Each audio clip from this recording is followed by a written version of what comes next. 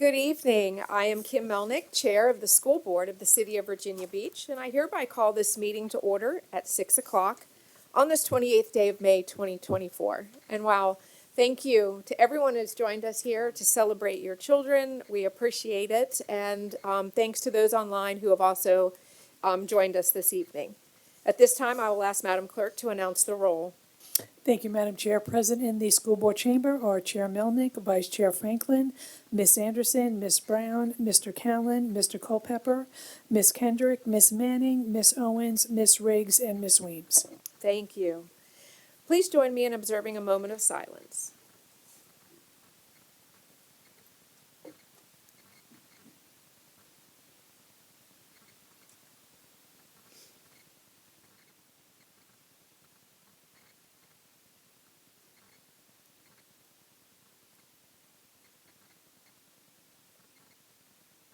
And please stand as you are able for the Pledge of Allegiance. I pledge allegiance to the flag of the United States of America and to the republic for which it stands, one nation, under God, indivisible, with liberty and justice for all. And after the future teachers presentation, we'll let all of those families exit, and then we'll bring everybody else back in.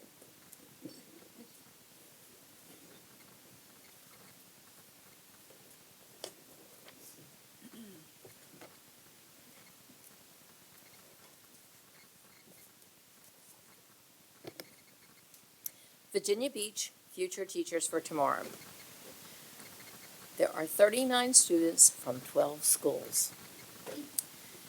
This evening, we are proud to recognize recipients of Virginia Teachers for Tomorrow from each high school, as well as the Technical and Career Education Center.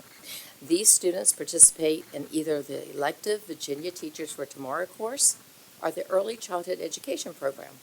They successfully completed their classes, submitted portfolios, and participated in a panel interview before finalists were selected by a committee at their school. Winners who successfully go on to complete a teacher preparation program and graduate from a university or college may return to Virginia Beach City Public Schools to accept a position as a teacher or school counselor.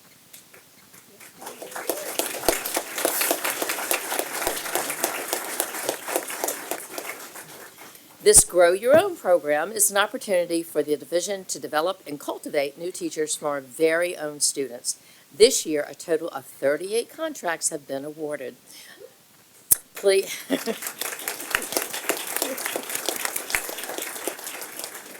Worth applause, yes. Please hold your applause until the end of the presentation. That's okay, you don't have to with that. At which time we will celebrate all of our future teachers. So we will do that at the end of that. We are excited to present to you our 2024 Future Teacher Award recipients by school. From Bayside High School, Angel Jacobs, who will be attending Longwood University.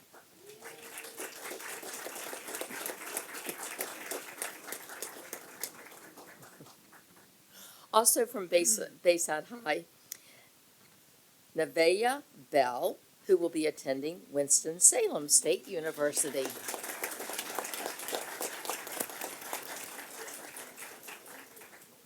Also from Bayside High, Caitlin Catchett, who will be attending Columbia International University.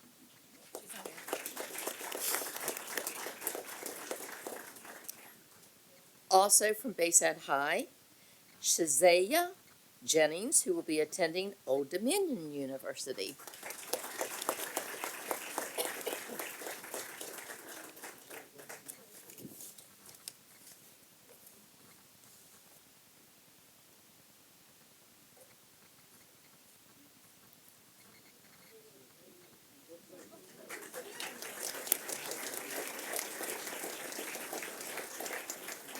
From Cox High School, Catherine Sager, who will be attending University of Virginia.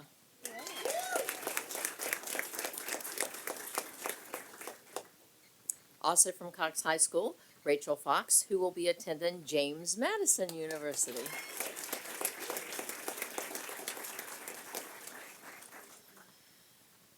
Also from Cox High School, William Slevin, who will be attending the University of Tennessee.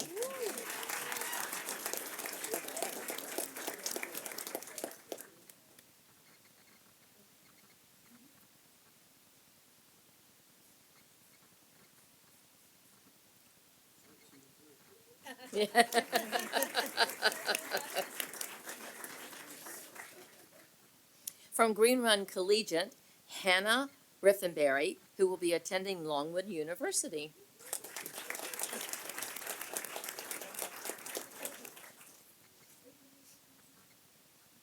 Also from Green Run Collegiate, Sydney Carroll, who will be attending Virginia Wesleyan University.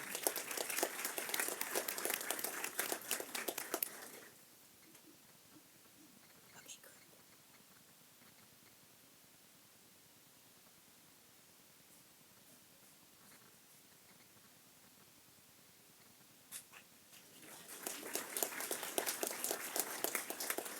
Next, from Green Run High School, we have Imani Rooms, who will be attending Virginia Wesleyan University.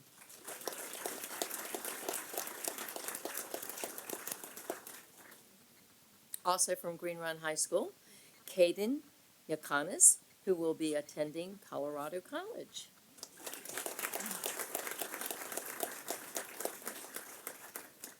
Also from Green Run High School, Kendall Metzler, who will be attending Radford University, my alma mater.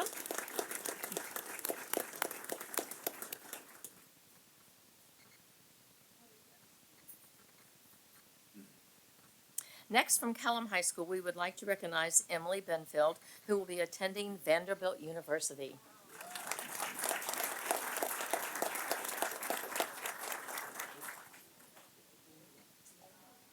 Also from Kellam, Margaret Carey, who will be attending James Madison University.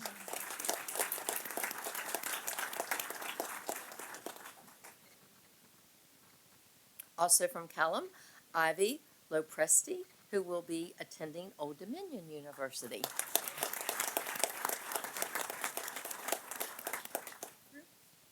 Also from Kellam, Elizabeth Castano, who will be attending East Carolina University.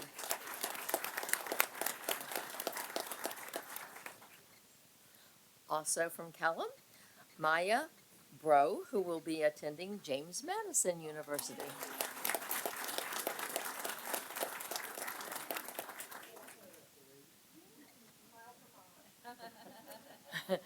Also from Kellam, Riley McMichael, who will be attending Tidewater Community College.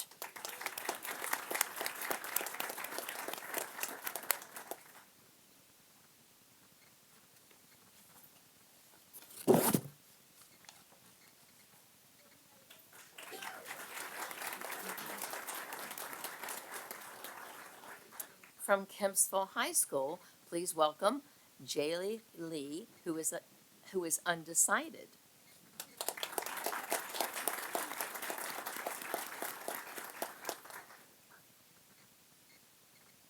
Also from Kempsville High School, Kelly Nelson, who will be attending Virginia Wesleyan University.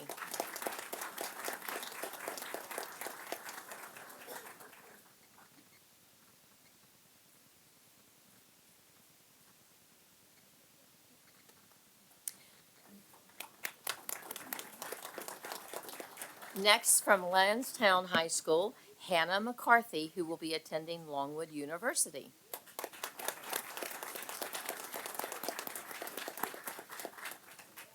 Also from Lansdowne, Reese Gwynn, who will be attending Longwood University.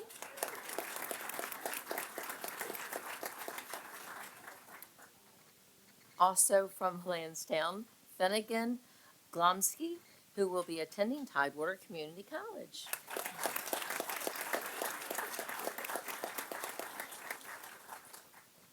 Also from Lansdowne, Ava Gual, who will be attending Tidewater Community College.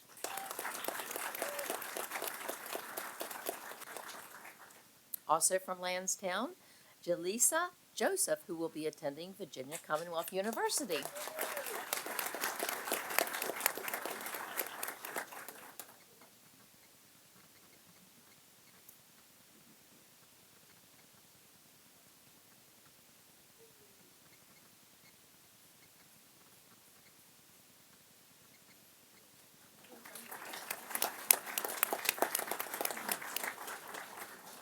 From Ocean Lakes High School, we have Juliana Lloyd, who will be attending Arcadia University.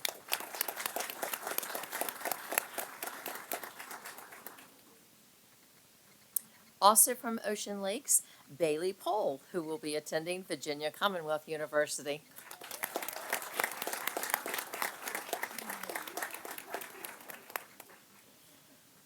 Also from Ocean Lakes, Haley Burns, who will be attending Virginia Wesleyan University.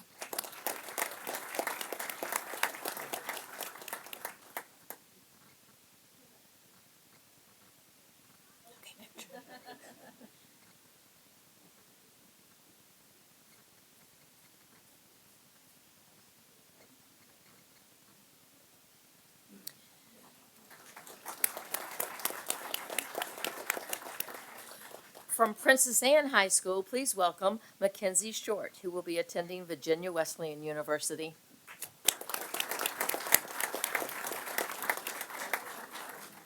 Also from Princess Anne, Mary Grace Matthias, who will be attending Liberty University.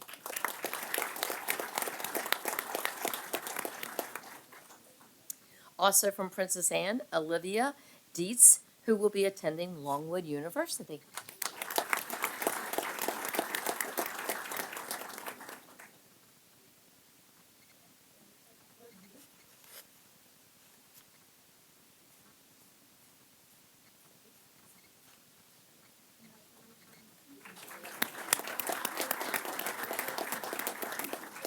From Salem High School, we would like to recognize Alaya Pitts, who will be attending James Madison University.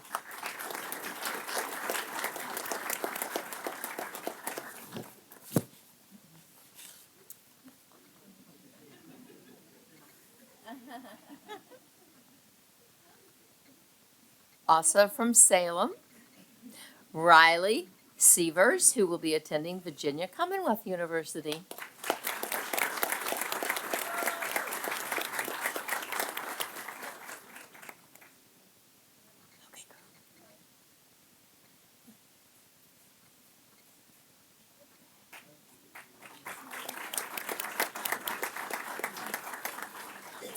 Next, from Tallwood High School, please welcome Sierra Lowe, who will be attending James Madison University.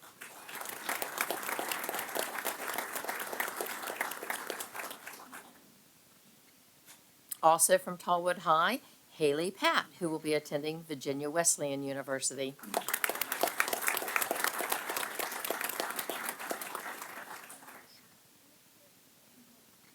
Also from Tallwood High, Zayaja Boyd McDowell, who is undecided yet.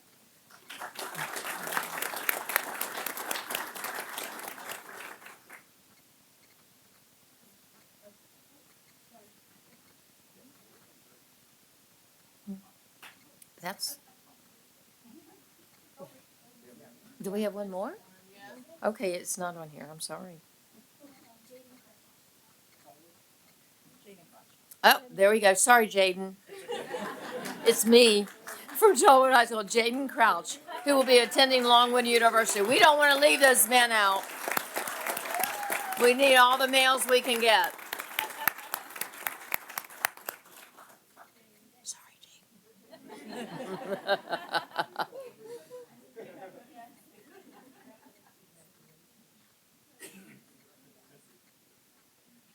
And last but certainly not least, from the Virginia Beach Career and Technical Center, Emma Gowen, who will be attending Virginia Wesleyan University.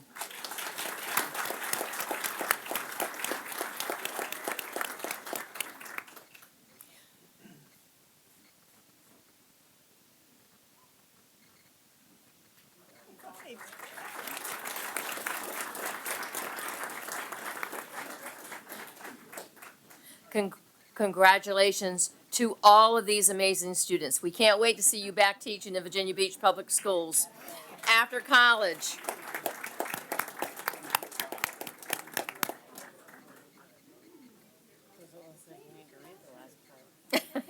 Nope. Huh? That's a lot. No, know, it's fun. I can't believe I left out the redhead. My kids are redheaded.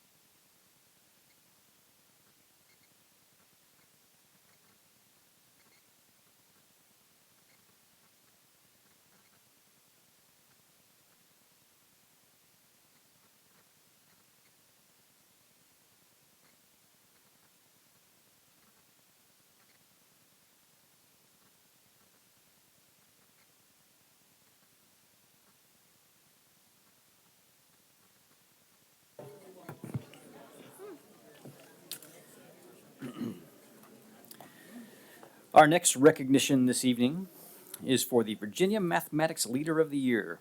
Please welcome Tina Mazzacane.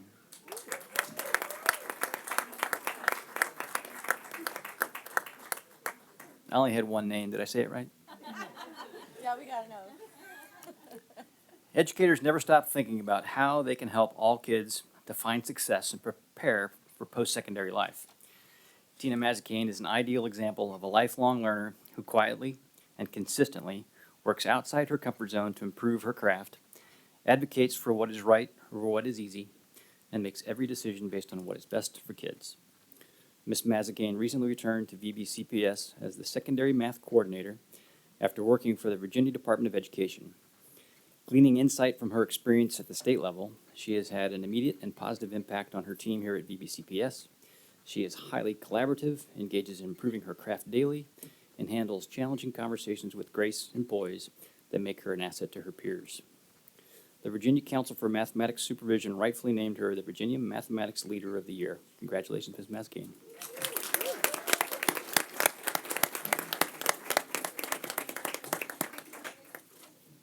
Our next recognition this evening is for Virginia School Boards Association's Tidewater Regional Art Contest winner. Please welcome Olivia Kennan from Lansdowne High School. Local school board members face some tough decisions in selecting the 2024 winners in the Virginia School Boards Association's Tidewater Regional Art Contest. Student art from the elementary, middle, and high school levels represented each school division in the regional competition. The winning artwork is framed and displayed in the VSBA offices. Lansdowne senior Olivia Kennan is an incredibly talented and dedicated artist and student. She has won first place in the Hampton Roads Realtors Association Art Show and an honorable mention in Hampton Roads Student Gallery this year. Last year, she won first place out of all the VBCPS high schools in the annual Student Art Show. Her winning piece in this contest shows her 5-year-old brother standing in a cul-de-sac with 2 of his older relatives behind him. The artwork is about childhood memories and everything that comes with growing up. Congratulations, Olivia. We're so proud of you.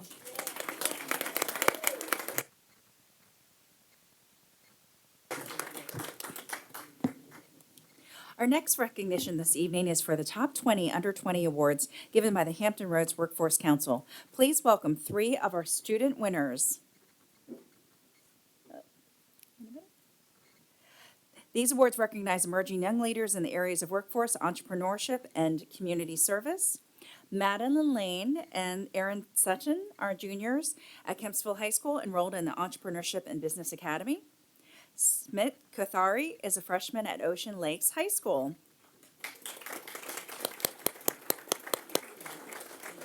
Congratulations, students. We are very proud of you.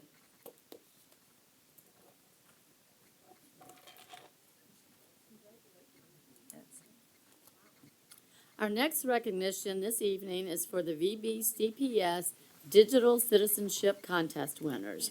For many years, the Office of Instructional Technology has sponsored a digital citizenship contest. This year, the theme for the contest was Digital Heroes, Promoting Positivity Online.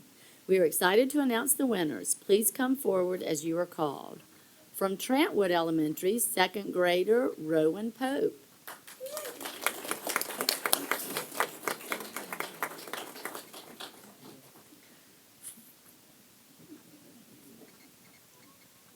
From Corporate Landing Elementary, 5th grader Noemi Lopez.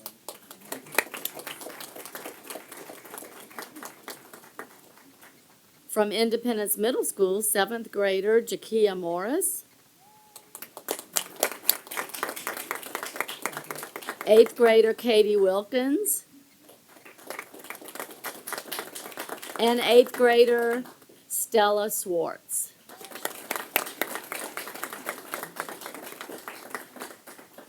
From Kempsville High School, senior Kara Miller.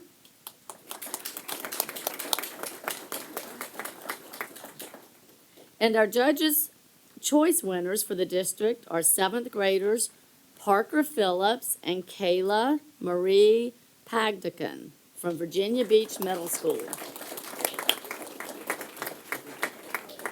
Congratulations, students. We are very proud of you.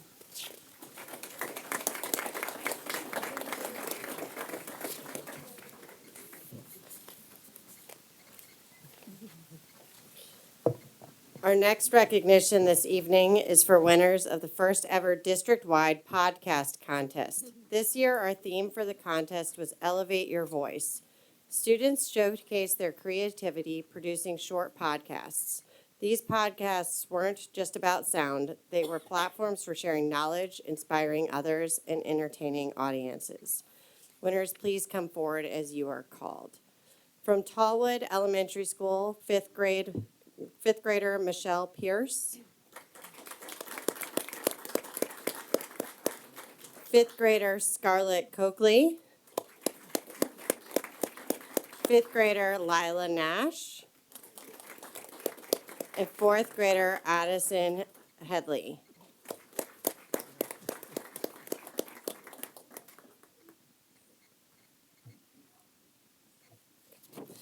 From Kempsville Middle School, 7th graders Jude Fulgencio and Harrison Rocio.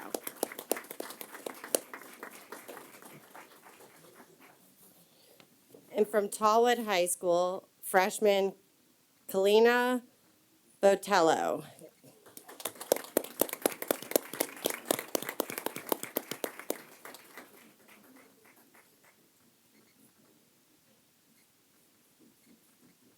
Congratulations, students.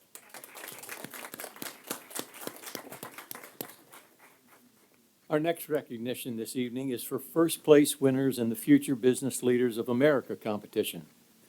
FBLA events recognize and reward excellence in a broad range of business and career-related areas such as business management, public speaking, parliamentary procedures, and social media strategies. The competitions prepare students for successful careers in business by applying concepts learned in their business and information technology courses.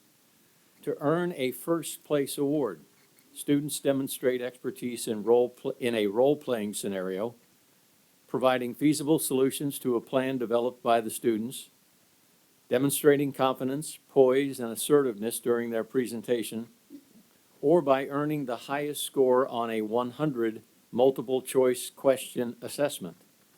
These students are truly ready to emerge as leaders in the coming years. Winners, please come forward as you are called. We'll start with the students from the Advanced Technology Center. Our first place business leader is Valeria Rosado.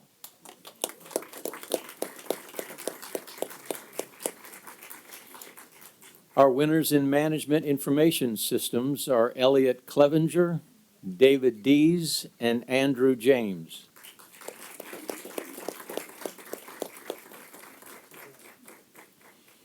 And our winners in Introduction to Programming are Tristan J. Walker and Miguel Dupre.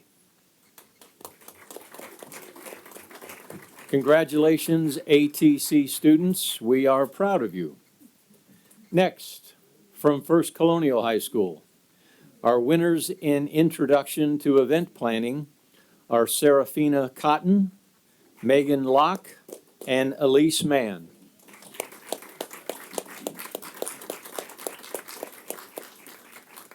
Winning in Parliamentary Procedure are Casey Barkin, Brendan Baldry, Hallie Stewart, and Victoria Guyton.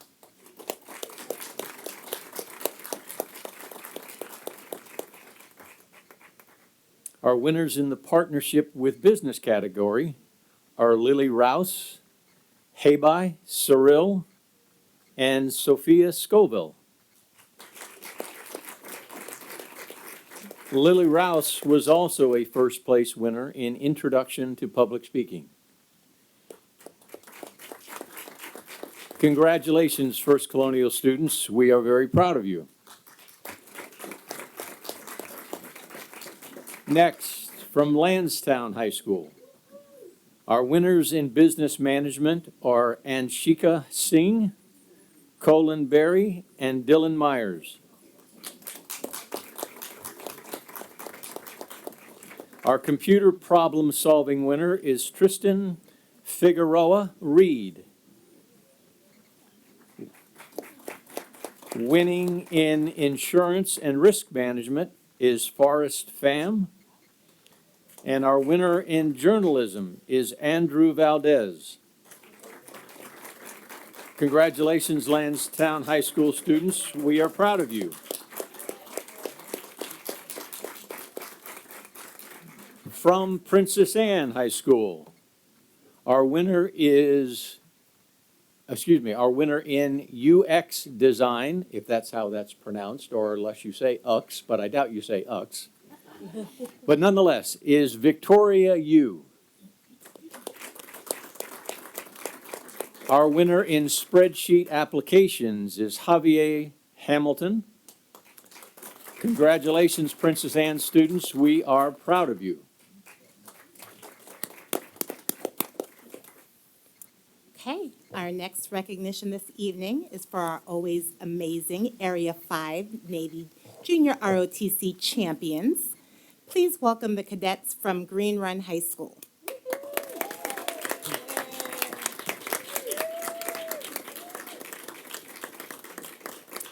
In March, Green Run's National Junior Reserve Officer Training Corps participated in the Area 5 Drill Athletic, UPI, and Academic Championship competition. Area 5 includes Virginia, Maryland, Delaware, and Washington, D.C. The Green Run team took first place in curl-ups, push-ups, unit personnel inspection, and unarmed exhibition. The team also placed first in academics and second in armed exhibition, armed standard drill, and unarmed standard drill. The cadets are Koyam Agishe Fini, Leonce Banton, Landon Boer, Austin Bone, Sherwin Buquid, Lean May Dandon, Emma Farnsworth, Rain Foreman, Jaden Gerber, Giovanni Griffiths, Gabriella Hordeski, Wasim Lamrabi, Robin Larkin, Jasmine Peebles, Jordan Penland, Aris Paludin, Landon Pittman, Carl Polgar, Franklin Resurrection, Jacob Cisneros, Justin Target, Natalie Tarkington, Evelyn Tate, Ariana Trevino, Denasia Underdew, Yamor Vergara, Christian Washington, Isaiah White, Landon Whitman. Now, in addition to winning the overall championship, these cadets won first place overall in athletics and second place overall in the drill competition. For the first time in Area 5 history, a cadet earned an individual medal in academics, curl-ups, and push-ups. That cadet was Sherwin Buquid.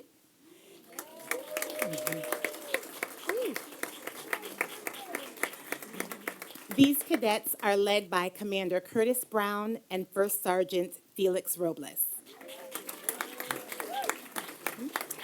Congratulations, cadets, for this amazing achievement. We are so proud of all of you.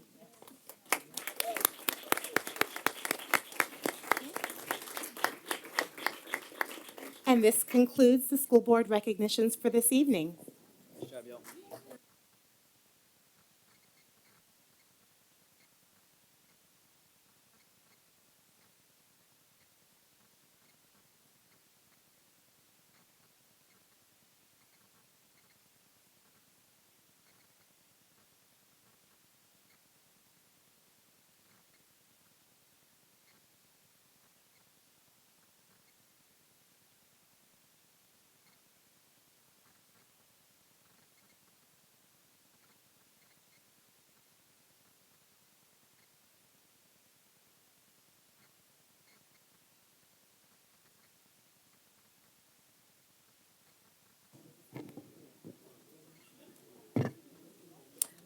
Okay, the adoption of the agenda. Are there any modifications to the agenda as presented? Ms. Manning? Yes, I would like to move that we moved closed session item 17D to information 12G. Okay.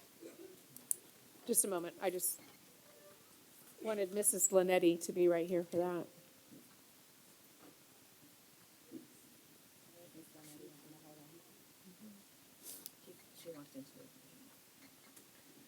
And we will just wait.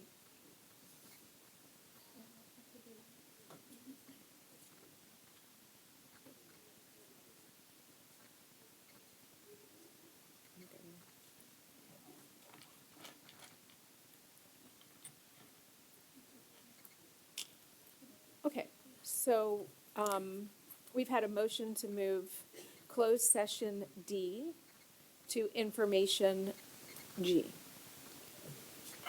Need a second. Are you moving a discussion on Old Donation Center because you would, attorney-client privilege cannot maintain if I share it with anyone outside of the board members who are entitled to the attorney-client privilege. So if you're moving a discussion on Old Donation, it's one thing. If it would be a legal discussion, I would have a concern about that. I move Old Donation School 2024-25 options discussion from item D in closed session to 12G. So Need a second. the motion's on the floor, and I think Ms. Weems wanted to second it, so. Any discussion? Ms. Brown? So generally, I support the intention of the motion. However, in my notes here, I do believe that there is some stuff that specifically would only be privy to closed session discussion, and it's specifically written as such. So I prefer to have the discussion in open session, but I don't know that this particular presentation can be given. So if you could maybe modify that motion a little bit so that I can support it, I would support that. Thank you. Okay, Ms. Anderson?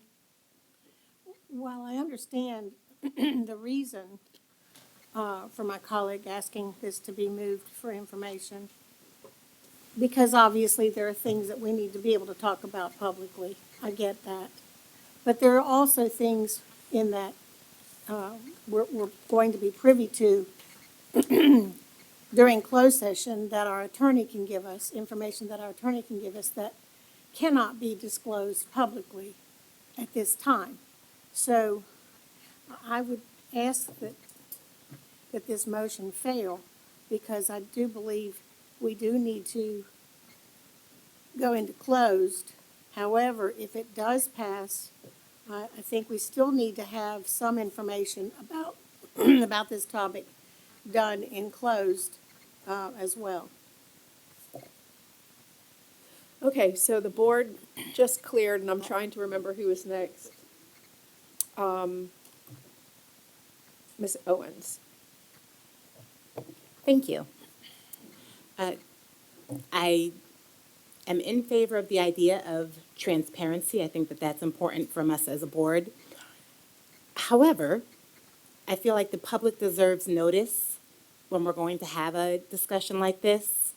If it's going to be on information, I would want that to be on information in advance for the public to be aware, so they can be present, they can tune in, they can contact us in advance. We have been getting lots of contacts, so we do receive those contacts and have that information. But in the name of transparency, which is what I believe Ms. Manning is looking for, I would like to have the public receive notice and be present to choose to handle as they so choose. So I will not be voting for this motion. Mr. Culpepper? I think I'm largely going to say the same thing differently, but do you mind if I ask you a question, Ms. Milani? I can't speak. Yes, sir. And I agree that there are portions of this brief that you have prepared that are okay for public, and there's portions that are not. Is it achievable for you to parse those parts out today and talk about the parts? You that can have be done public? nothing right now to present to the public on this matter. It was brought to my attention that the discussion about the legal consequences one of your members wanted to have. There is nothing you're ready to present to the public that I'm aware of at the moment, so I would only be here to provide advice concerning what it is you'd like to present to the public. And the question was, what are the ramifications of a choice we might make? But right now, you don't have anything on your agenda to show the public as to what you're intending to do. We've had one discussion on it, and a school board member wanted to follow up, wanted some clarification. The only way I can give that to the entire board is for you to do that in a meeting, which obviously 3 or more of you at the meeting, the notice there. But again, I couldn't provide you that legal right without protecting attorney-client privilege without going into closed session.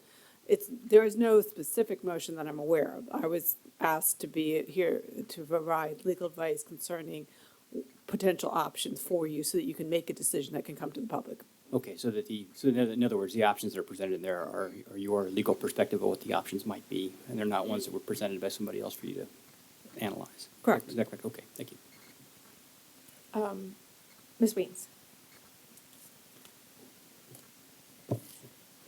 Yeah, I really think that any discussion, and we're kind of in this boat because of things were done without public discussion. And I hate to repeat that again. So I think any discussion that we have needs to be in the public. We keep getting so many emails. So if board members have said we need this on the agenda and it needs to be discussed, I'm very troubled that it's going to be discussed in closed, because closed sessions are not for us to plan out what we're going to say in the next open session. It's not for us to ask questions and then decide which way we're going to go so that we don't get blasted or criticized by the public. It's for personnel, property, things that are in litigation, and I really don't think that this follows that, and I think that we should err on the side of transparency and don't do anything behind closed doors. Thank you. So there was a motion on the floor by Ms. Brown.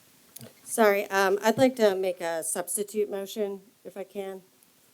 Or do you have a substitute? This is a substitute. I was in a queue, my computer's not working and I was in a queue to speak. Okay. So the Freedom of Information Act is very specific, that all items discussed by the school board should be in the public eye. And it provides certain exceptions to that law. And probable litigation is not one of those, or potential litigation, probable is. Potential litigation, you could say that you're going in a closed session for anything. Anything could be potential litigation. Board members have told me they want to go in a closed session to discuss options for the ODS situation. That's not a closed session topic. That's not permitted under the law, under the Freedom of Information Act. I've emailed the board details of the law and the exceptions permitted, as well as Attorney General's opinions on the topic. I am not asking for us to have legal questions answered in open session. Although this board has a habit of doing that, I remember a number of times this board asking legal questions to our attorney that were answered in open session. I'm not asking for that. I'm asking for the discussion, and that was my specific motion. My motion was Old Donation School 2024 options discussion. It wasn't for legal counsel. It was for options. And Ms. Owens, to your point, I agree. The public should have noticed. I asked for this topic to be on the agenda for the May 14th meeting for information and for action at this meeting. That did not happen. And I don't control the agenda, so I can't help that. But this has been listed as a closed session topic since this past Thursday, and the community, many of which are here tonight, have asked us to move that from closed to open so they can be a part of it and they can hear what we're talking about. Thank you. Ms. Riggs?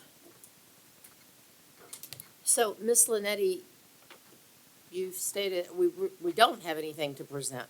So these are, who asked you to put this, was there someone up here that asked for this? There was a specific school board member who met with me Okay, yeah, you and don't met have with to Ms. name the Melnick, and based on the type of questions being asked, thought it would be, wanted the same explanation and discussion with colleagues about my legal advice concerning this.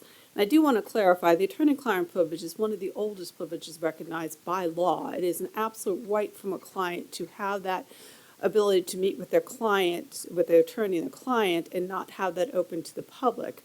And I will point out there has been some misinformation out there. Code of Virginia 2.23711A1, Section 8. Ms. Manning is quoting Section 7, not Section 8. Section 8 is consultation with legal counsel employed or retained by a public body regarding specific legal matters requiring the provision of legal advice by legal counsel. That is what was asked for. This litigation is another matter. That's another section on this. There's a potential for probable litigation, but this falls under Section 8. Again, attorney-client privilege is not something that can be open to the public. They do not have a right to do that. It's between me and my client. It's your question, your right to choose whether you're going to make that public or not. But if you choose to be quiet, it's not something that would be required by law that it be shared with someone else. That was what I was asked for, that the individual that spoke with us wanted further conversation. I'd had legal discussions with that individual, and that individual felt like the entire board needed to participate in those conversations so that you could make a decision, so you could come back to the public. That's why I was asked to place this on for closed session. Mr. Culpepper? Oh, yeah. Mr. Culpepper. Yeah, sorry, I agree with Ms. Riggs there. The issue here is that the brief that has been prepared for close has been prepared by our attorney. There isn't any other brief that we can move to public discussion at the moment. That's just the end of it. So we can either, so I can't support the motion to move this to information. We can either do it or not do it. Okay, so there still is a motion on the floor. to move closed session D to information G. And that motion was made by Ms. Manning, seconded by Ms. Weems. Any further discussion? The voting board is open.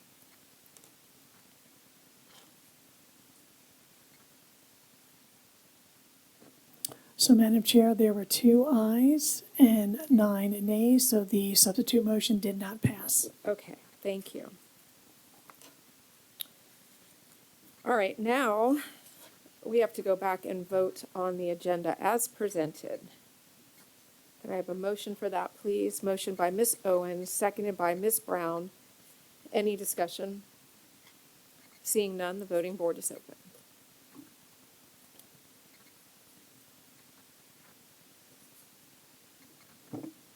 So, Madam Chair, there are 9 ayes and 2 nays. The motion for the adoption of the agenda did pass. Thank you. Dr. Robertson, the superintendent's report. Yes, thank you. Good evening, Madam Chairwoman and members of the board. Here are a few items of interest for you and our families.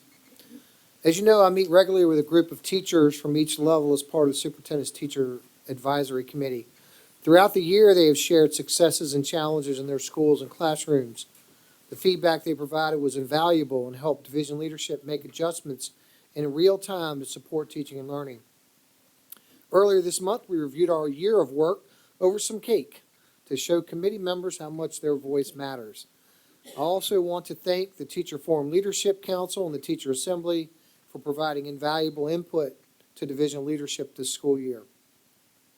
In addition to listening to teachers, it's important we appreciate their dedication to our students.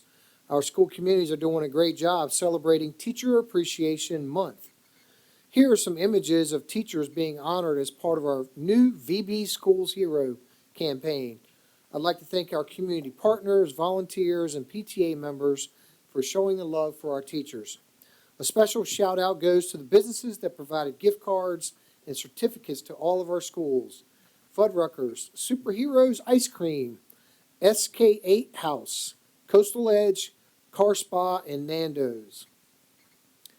We all know how important mental health is to our students, our families, and our community. Is that paper? Recently, more than 600 people came to our Family and Wellness Expo at Bayside High School on May 11th. The event provided fun and healthy opportunities for all, including games, activities, the VBCPS Scratch Food Truck, the Bayside High School Band, and inflatable for the kids. There were vision and hearing screenings as well as a vaccine clinic. Students and parents learned about mental health, summer programs, extracurricular activities, career exploration, and more. More than 40 exhibitors and 20 Bayside High School clubs and organizations shared wellness and educational resources. Thank you to the Office of Student Support Services and our community partners for a successful event. It was a perfect way to observe Mental Health Awareness Month. Students embarked on their journey to a bright future at the Junior Career Fair at Bayside 6th grade campus earlier this month. They explored a variety of possible career tracks and the educational path to get there. They asked a lot of good questions, and professionals from the community and from various VBCPS departments helped students learn the ins and outs of various jobs and the education training required to fulfill their goals. Student entrepreneurs also had a chance to showcase their work. This was a great example of helping our students to be future ready, and I believe Ms. Kendrick actually made a purchase. That's great. More than 300 student athletes and their peer buddies filled Tallwood High School Stadium on May 8th for the annual Little Feat meet. The field buzzed with activities including volleyball, an obstacle course, and a 50-meter dash. Participants danced, blew bubbles, and took plenty of water breaks. About 100 student volunteers from Tallwood High School cheered for the athletes. I'd like to also thank them and our partners at the Virginia Beach Sheriff's Office and the Virginia Beach Police Department for their help. These students and volunteers truly lived the Special Olympics oath. Let me win, but if I cannot win, let me be brave in the attempt. More than 1,000 Virginia Beach City Public Schools students collaborated in teams at the 15th Annual STEM Trifecta Challenge on May 15th at the Virginia Beach Convention Center. Organized by the Office of Technical and Career Education, the event provided students with hands-on educational experiences in science, technology, engineering, and math. The day was a culmination of preparation since the beginning of the school year for elementary, middle, and high school teams from about 60 schools. Teams participated in one of three challenges: robotics, maker, or cybersecurity. During the day, students also had the opportunity to visit Newport News Shipbuilding's STEM Mobile Experience Trailer to learn ways technology has transformed the workplace. The 2024 STEM Trifecta team winners were announced in the day with first, second, and third place awards in each of the elementary, middle, and high school challenges. Congratulations to all the competitors. And finally, here are some important reminders for our students and families. Parents and guardians, it's important you register your student for transportation for the 2024-25 school year in your Parent View account. Only students registered for transportation will be assigned to a bus and bus stop for next school year. If you haven't already done so, please register by June 14th. I want to encourage everyone to participate in Love for Virginia Beach Day on May 31st. It was 5 years ago that we lost 11 of our neighbors in the tragedy that unfolded here at the Municipal Center. At 4 p.m. Friday, there will be a remembrance ceremony near the site of the future 531 Memorial. We can all participate in a moment of silence during that hour, and more information is available at loveforvb.com. On a much brighter note, we'll be celebrating the graduation of our senior classes at Virginia Beach Convention Center from June 11th through June 15th. Our high school students will have adjusted dismissal June 11th through 14th.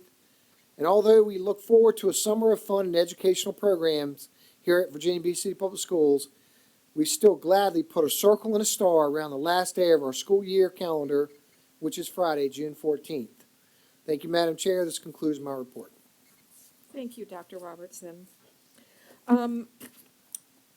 Moving on now to the approval of meeting minutes from May 14th, 2024. Are there any modifications to the May 14th regular school board meeting minutes as presented? All right, hearing none, the motion is made by Ms. Brown, seconded by Ms. Riggs. Any discussion? The voting board is open.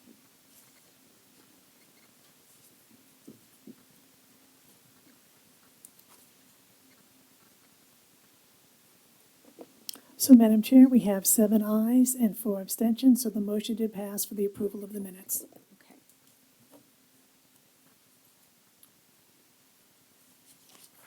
The school board will now hear public comments on matters relevant to pre-K through 12 public education in Virginia Beach and the business of the school board and the school division from citizens and delegations who signed up with the school board clerk prior to noon today. The purpose for the public comment section of the school board agenda is for the school board to offer an orderly forum to receive public comments during the school board meeting. I'd like to remind everyone attending tonight's meeting, this includes those on the dais and those in the audience and online, to please speak with respect and kindness. The school board also invites the public to submit comments through our group email account, which can be found on our website. Madam Clerk, please introduce the first speakers. And I see we're starting with 5 student speakers this evening. Yes, Madam Chair. Our first student speakers will be Brody Sawyer, Crosby Bennett, and then Graham Bennett. Welcome. Good evening. Thank you for letting me speak tonight. This is my first time speaking at a big official meeting. As you can see, the importance of this speech overcomes the importance of the first hour of my first sand soccer practice. I've been at ODS since 2nd grade. I am currently a 7th grader. I make all A's and I just got selected to the National Junior Honor Society. I'm simply speaking to address an issue which you might know, which is extremely close to me. While being in an environment like Old Donation School, you have to work hard and be on top of your studies. Some people get very stressed at ODS. There are some kids that struggle with anxiety and a lot of people who feel down on themselves when they don't get an A.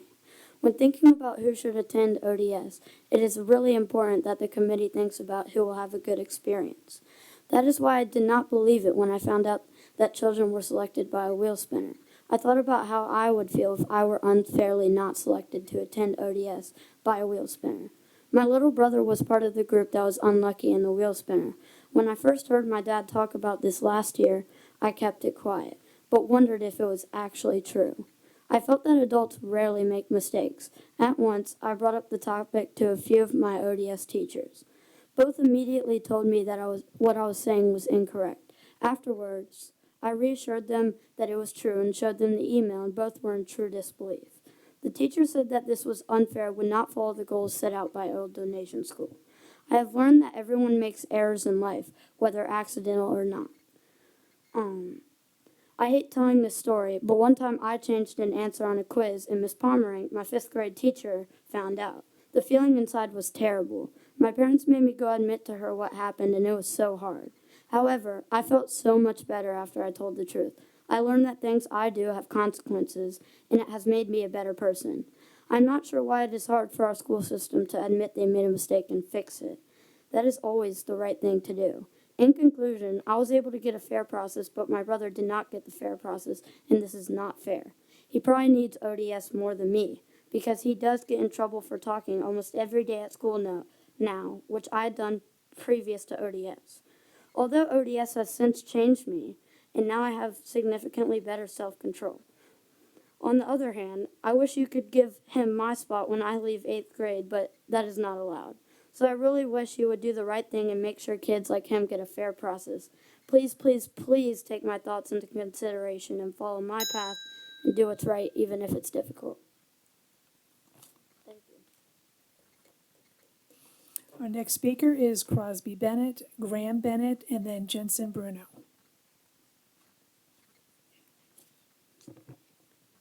Good evening. My name is Crosby Bennett, and I'm a 7th grader at Old Donation School. I've been a student at ODS since I was in 2nd grade. Prior to starting school at ODS, I really didn't like going to school. I did a lot of Khan Academy, Rosetta Stone, and I read a lot on my own. It didn't make any sense to me to have to go to school where I didn't feel like I was learning, when I could teach myself a lot more at home. I was really frustrated, and I really didn't want to have to go to school most days. I'm definitely not trying to put down my old school, because it's actually a really great place for most kids. What I now know that I didn't understand then is that I had some needs which made it difficult for my teachers to accommodate. Everything changed when I got to ODS. My class was filled with other kids like me who really wanted to be challenged academically. One of my classmates taught me about exponents soon after I got there, and I got to have conversations with other kids in my class about topics we were really interested in and passionate about. It was a really ideal environment for me from an academic standpoint. The whole class was filled with enthusiastic learners that I felt like I could relate to. We were all happier once we got to ODS because our needs were able to be met. I think it's important for all students to have the chance to have their specific needs met. Not all students learn the same way or have minds that work the same. I am really grateful that I've been able to learn in the challenging learning environment that I need. This is why I feel so disappointed that there are 2nd graders who have identified the same needs as me, but they were not offered a chance to go to ODS this year. This is a result of the right process not being followed for the first time ever, and hopefully it will be the last time that ever happens because so many kids were hurt. There are kids like me who had a hard time in kindergarten and 1st grade because their needs weren't met, and they still didn't get the chance to learn in 2nd grade. That's not fair. This last year, I've heard numerous conversations on the bus, in the hallways, at lunch, and after band rehearsal about what happened to these 2nd graders and how it's unfair. We talk about what it would have been like if that happened to us, and it's really upsetting to everyone. What I'm asking from you, as leaders, is to find the 2nd graders who need this learning environment the most, the ones who would have gotten in if they were a year older or a year younger and the right process was being followed. Find these kids and let them start at ODS for 3rd grade. It sounds like it's possible, so now it's up to you to do the right thing. Thank you. Our next speaker is Graham Bennett, then Jensen Bruno, then Wan Wen Shen.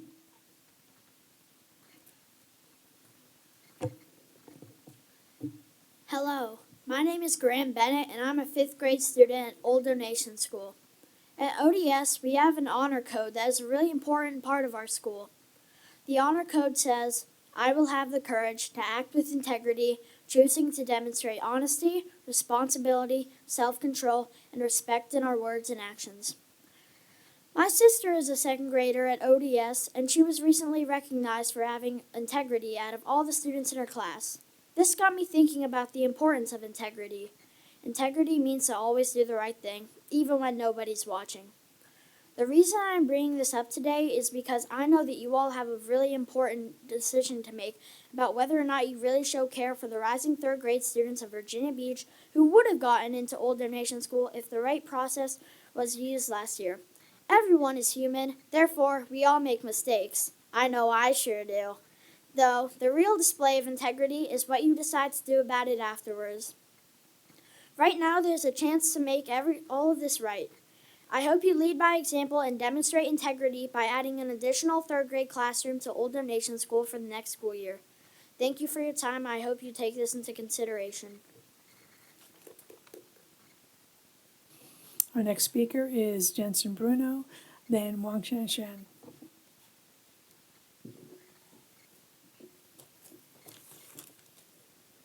Hi, I'm Jensen, and I'm a second grader. My number didn't get picked in the lottery this year and last for ODS. I'm asking you tonight to see if you can add a few more spots to ODS to third grade.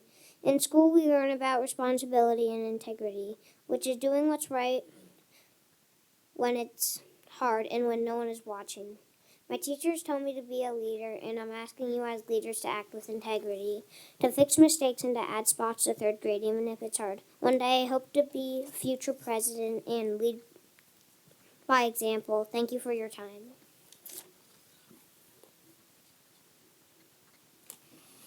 Our next speaker is Wanyan Shen.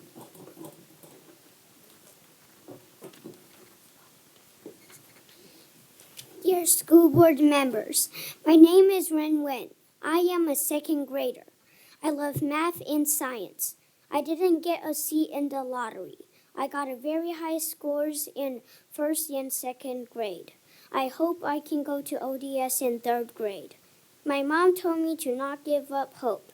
She says that I can do it. So I do my best every day. I love challenges. My regular teacher teaches us very easy things, at least to me.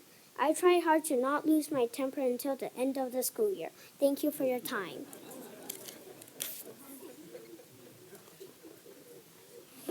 Okay, Madam Chair, we're going to go to our online student, Alec Georgiev. Please unmute.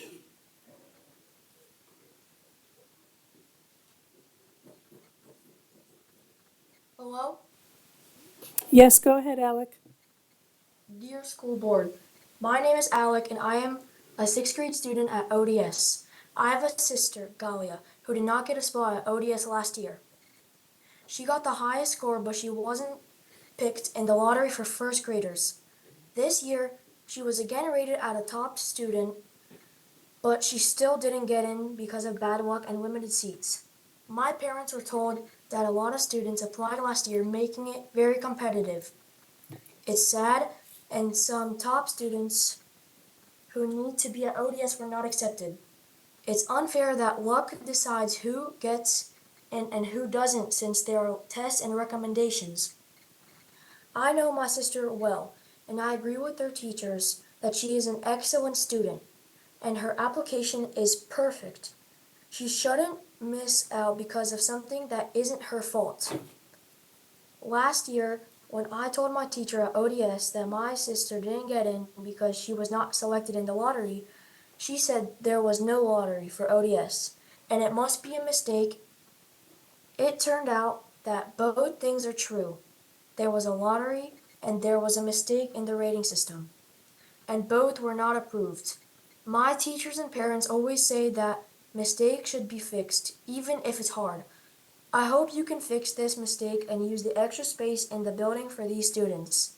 If my sister is one of the 26 top students who would fill the additional class, I would be happy to give her my seat on the bus and ride a bike next school year, if there isn't enough space. Right now our bus isn't full, but as a middle schooler, I would be able to use a bike if it helps my sister or other elementary students. I hope you will decide to fill up the empty science room that we do not use at ODS and give spots to more left out students like my sister. It's very unfair for her to experience this at the start of her school journey. Thank you for your attention. Our next speakers will be Kathleen Slindy, Lindsay Sawyer, and then Dr. Adam Sawyer. Good afternoon, Chairwoman Melnick, Vice Chair Franklin, school board members, Dr. Robertson, and staff. My name is Kathleen Slindy. I'm the president of the Virginia Beach Education Association. First, I want you to look at Policy 5-35, Discipline and Control of Students. In Section A, Control of Students, it states, "The discipline and control of students shall be the responsibility of the principal, the administrators, the teachers, bus drivers, and other supervising staff." In light of all the parents who have come before this group demanding parental rights, it seems to me that they should share in the responsibility of discipline and control of their children so that we can keep students and staff safe. Second, I wish to address employee raises. Past superintendents and boards have said to their employees, "You cannot get what you do not ask for." So the VBA is advocating for the full 3% raise for the matching funds in the state budget, but of course the 3.5% raise that the city workers are getting would be even better. Virginia's recently passed compromise budget includes the state's portion of this 3% pay increase for school employees over each of the next 2 school years. This still leaves Virginia ranked 24th in the national average teacher pay. To meet Virginia's legislative goal of reaching the national average by the 27-28 school year, a 14% increase will be needed in the next budget cycle, a goal that will depend on the elected leaders in charge at that time. Elections matter. Third, the VBA wants to condemn the actions of those who allowed the racially charged behavior to be part of the VBCPS sport programs. In our interconnected and interdependent world, we need all educators, students, parents, and families, organizers, community members, and leaders to work in ways that advance racial and social justice. It is imperative that we work to remove those who continue to promote this type of behavior and support division in our community through our youth. The fact that this has gone unchecked for any amount of time is reprehensible. Unfortunately, this is one more reason for new educators and those relocating here to seek employment elsewhere. They will ask themselves, if it is happening to VBCS students in the sports setting, is it happening in other parts of our school division? Will I be treated with respect, or will I experience injustice also? It is not an attractive picture, nor will it attract highly qualified talent to our division. It is also a reason for those professionals to exit the field of teaching. Lastly, vouchers do not work. Some of you are actively advocating that VBCPS be seen as a school division that supports taking money from public education to supposedly benefit those with fewer resources. I can only hope that you do so because you are misinformed. The truth is that these voucher programs that have been studied, and leaders on both sides of the aisle agree that vouchers do not work. Do your research, and if you need help, I'll gladly share my resources, and I am sure that librarians, the media specialists that some of you have maligned, will help you out as well. Being an enemy of public education in the name of political agendas is not acceptable in any of these areas of concern. We must be better than that. If not, then change can happen when voters remember actions taken here in November. Thank you.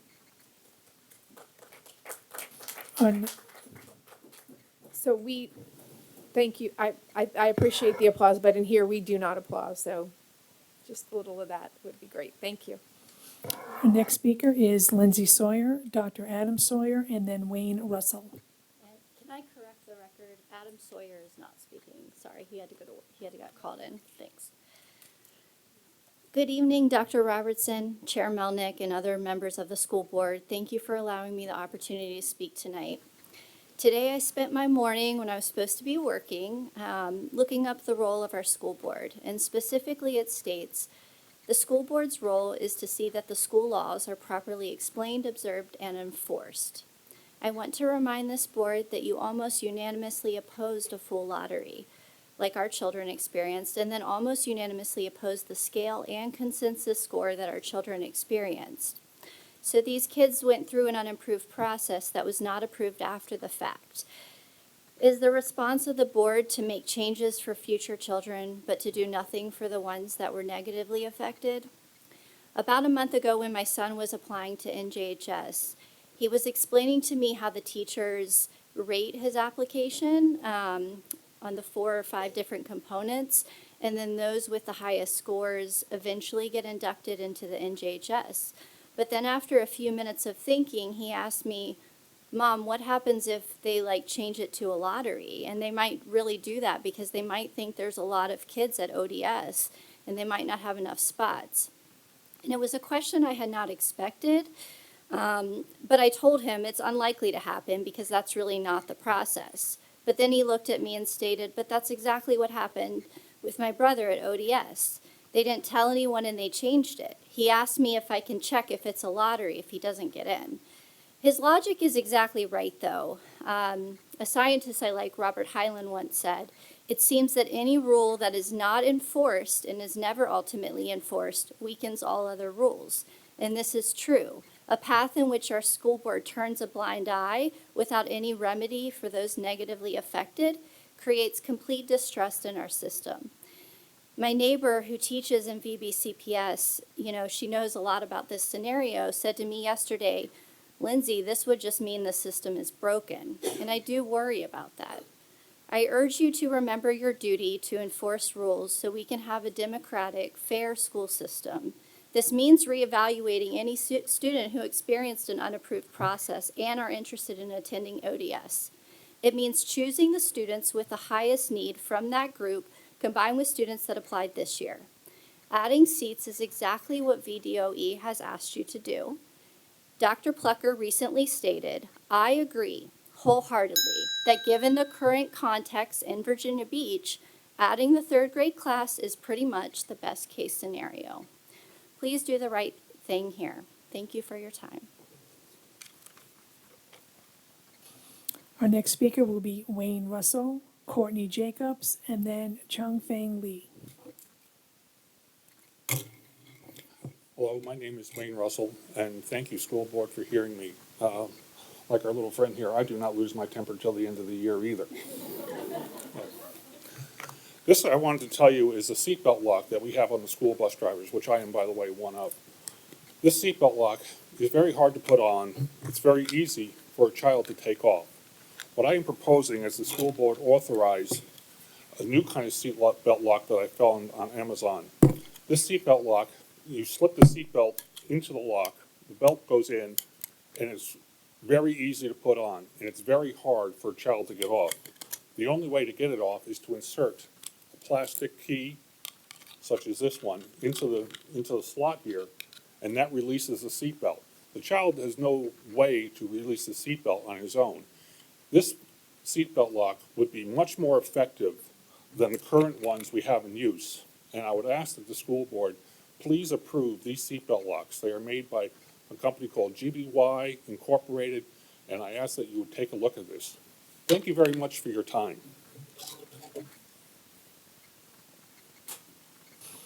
Our next speaker is Courtney Jacobs, Chung Fang Lee, and then Melissa Luxon. I stand before you tonight as a proud parent of a second grader. However, despite being one of 11 students this year to achieve a 5.55 rating for the ODS selection, he was again not randomly selected like last year. Is this fair? Well, fairness depends on perspective and knowledge about gifted education.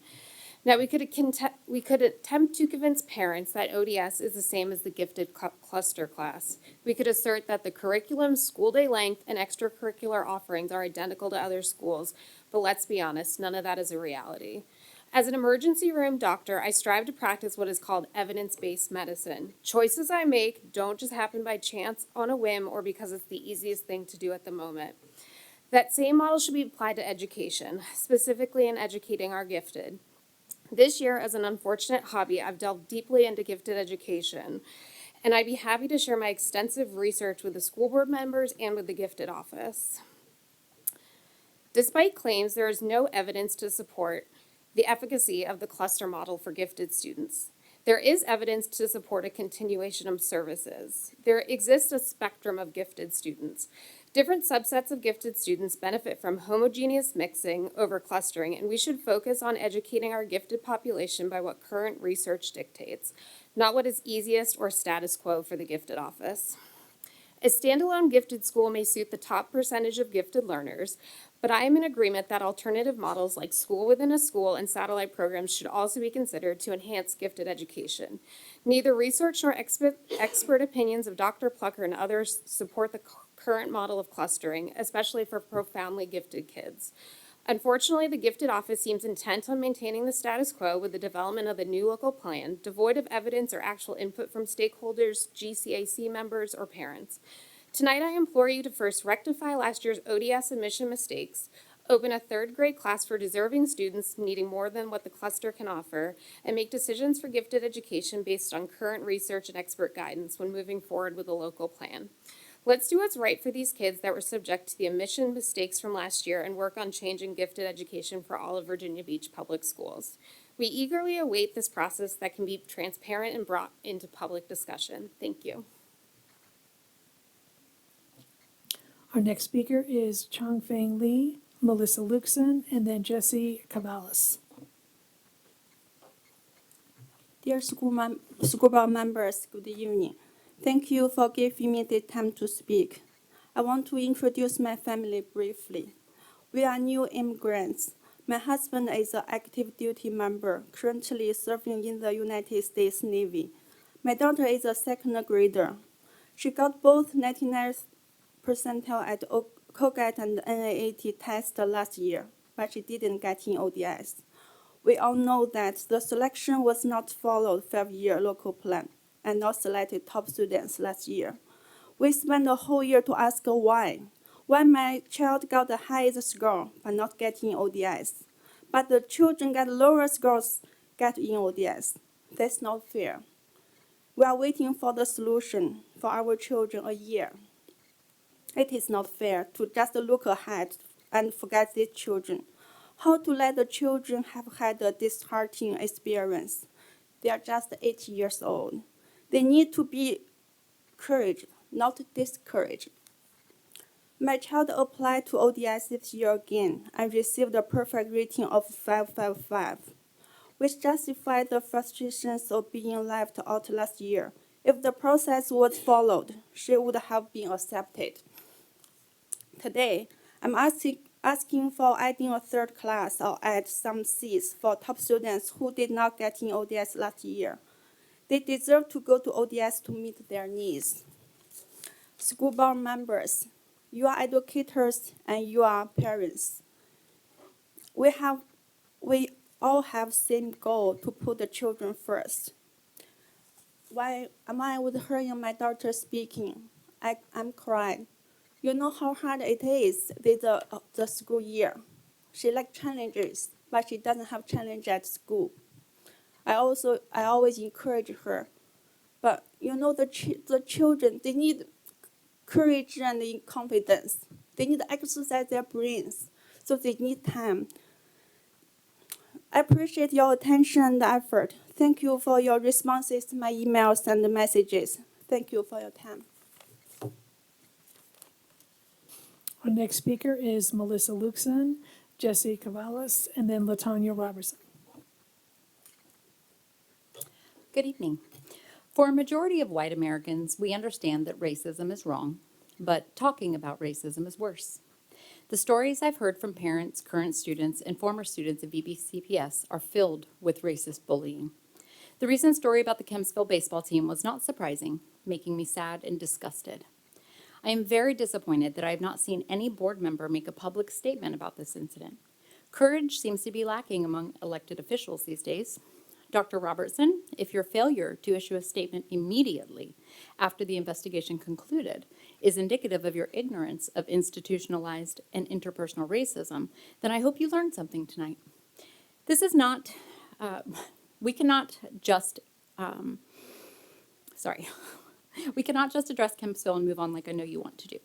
This is not an isolated issue, but a broad and deeply rooted one that originates from bigotry and ignorance. The perpetrators are not just students.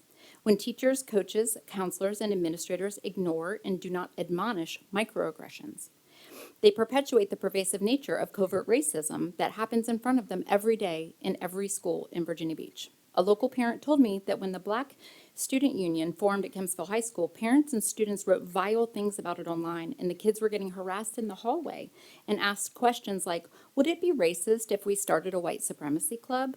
This is what racist children and parents do. They attempt to recenter whiteness. This is a form of racism.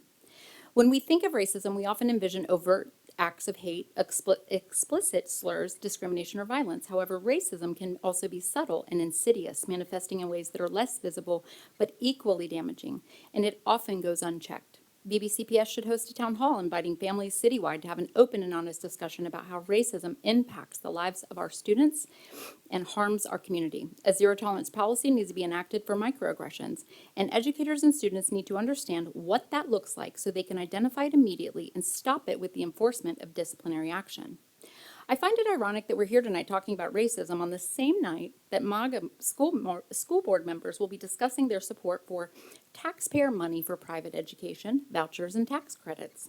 One of the most racist ideologies of them all is the one that originated out of the integration of public schools. How many of you on that dais know that providing public education was a condition of Virginia's readmission into the Union?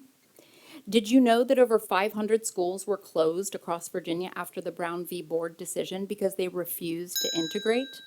In 2024, we still have elected officials serving our public school boards that are working to dismantle public education so their white children can use taxpayer dollars to go to racially disparate private schools. A vote for vouchers shows you are a racist or you're ignorant. Neither will be tolerated. Do better. We demand it. Thank you. Our next speaker is Jesse Cavallis, Latonya Robertson, and then Gary McCollum. Good evening. I'm a parent of a current student at VBCPS, and I have one that recently graduated in 2023. I come before you to discuss a matter of profound significance that impacts the lives of our students daily and has impacted my children's lives: interpersonal racism and its detrimental effects within our schools. Interpersonal racism involves direct interactions between individuals where prejudice and discriminatory behaviors are expressed through words, action, or social exclusion. Students who are targets of racist remarks, bullying, or exclusion often suffer from feelings of isolation, fear, and lowered self-esteem. These students may experience anxiety, depression, and other mental health issues. The school environment, which should be a place of safety and growth, becomes a source of stress and trauma. Imagine a child waking up each morning with a sense of dread about facing another day of hostility. This is a reality that's happening too often with VBCPS students. Students who are subjected to racial discrimination are more likely to disengage from their studies. Their sense of belonging with the school community is eroded, leading to lower participation in class and lower academic achievement and higher dropout rates. When students feel undervalued or threatened, their ability to concentrate and thrive academically is severely compromised. When racism is allowed to fester within a school, it creates a toxic environment for everybody. It undermines a sense of community and mutual respect that is essential for effective living. It also sets a damaging precedent, teaching students that discriminatory behavior is tolerated and acceptable. As educators and leaders, we have a moral and ethical responsibility to address and combat interpersonal racism. This begins with creating a school culture that unequivocally condemns racism of all forms. We must foster an environment where every student feels seen, heard, and valued. Here are some steps I think we could take. We need to integrate anti-racism education into our curriculum, teaching students about the history and the impact that racism has. All student personnel should receive ongoing training on recognizing and addressing interpersonal racism. This includes understanding microaggressions, implicit biases, and how to create an inclusive classroom environment. And also develop and enforce clear policies for reporting and addressing incidences of racism. Ensure that there are transparent processes in place so that students and parents feel confident that their concerns will be taken seriously and addressed promptly. In conclusion, addressing interpersonal racism within our schools is not just an education imperative, it's a moral one. By taking proactive and sustained actions, we can create a school environment where every student feels safe, respected, and empowered to reach their full potential. We must commit to this essential work, ensuring... And that is time. Thank you. Our next speaker is Latonya Robertson, Gary McCollum, and then Susan Saltesiak. Good evening. Madam Chairman, school board members, and Superintendent Dr. Robertson. My name is Latanya Robertson, and I am the member of the Hampton Roads Black Caucus Board of Directors. We wish to express our outrage over the incident that occurred at Kensville High School involving the boys' baseball team. The Hampton Roads Black Caucus does not condone this behavior and fully supports the students who were targeted and as well as the families. The action of racial harassment, bullying, hate speech, ongoing taunting, and physical aggression displayed by the team members are morally unacceptable. Such racism actions and misconducts are counterproductive to fostering a healthy school environment, community, and city. The Hampton Road Black Caucus is committed to ensuring that diversity, equity, inclusion, DEI policy extends to athletes, team members to prevent future students from experiencing this kind of racist abuse. As Dr. Martin Luther King stated, it may be true that the law cannot change the heart, but it can be restrain the heartless. Darkness cannot drive out darkness. Only light can do that. The legacy of former civil rights leader speaks to us today, condemning these immoral actions. Only by refusing to hate or kill can we put the end to the chain of racism behavior in our schools, city, state, nation, and the world, leading us towards a community where boys and girls can live without fear. Thank you on behalf of the Hampton Roads Black Caucus. Our next speaker is Gary McCollum, Susan Soltesiak, and then Dr. Eric Majetti. Good evening. I'm Reverend Gary McCollum, founder of Do the Right Things, concerned parent and community leader. I'm here to address the issue that deeply troubles me and many others in our community, the pervasive presence of racist behavior, hate speech, and bullying within our schools. Some were shocked by the incidents involving the Kempsville baseball team, which caused them to forfeit their season due to the use of racist hate speech by team members. Please know this incident is not an isolated one because my own 6th grade daughter has experienced this at a Virginia Beach middle school. These incidents reflect a much larger problem that demands our immediate action. They are stark reminders that racism and hate have not been eradicated from our schools but continue to fester, harming students and undermining the values we strive to uphold. Racist behavior and hate speech are not just mistakes or boys being boys. They are harmful actions that have real and lasting impacts on the victims, creating an environment of fear, exclusion, and marginalization. Students subjected to such behavior can suffer from severe emotional and psychological distress, affecting their academic performance and overall well-being. This is unacceptable. Bullying in any form should never be tolerated, but when it's fueled by racism and hate, it becomes even more egregious. We must come together to create a safe, inclusive, and respectful environment for all students, regardless of race, ethnicity, or background. This is not a moral obligation, but a legal and ethical one as well. I urge you to take immediate action to address this issue. First, acknowledge the problem and ensure that there are clear, strict policies in place that define and prohibit racist behavior, hate speech, and bullying. Communicate these policies to all students, staff, and parents, and there must be consistent and transparent enforcement of these policies with real consequences for violations. Second, we need mandatory training for school staff and students on diversity, equity, and inclusion.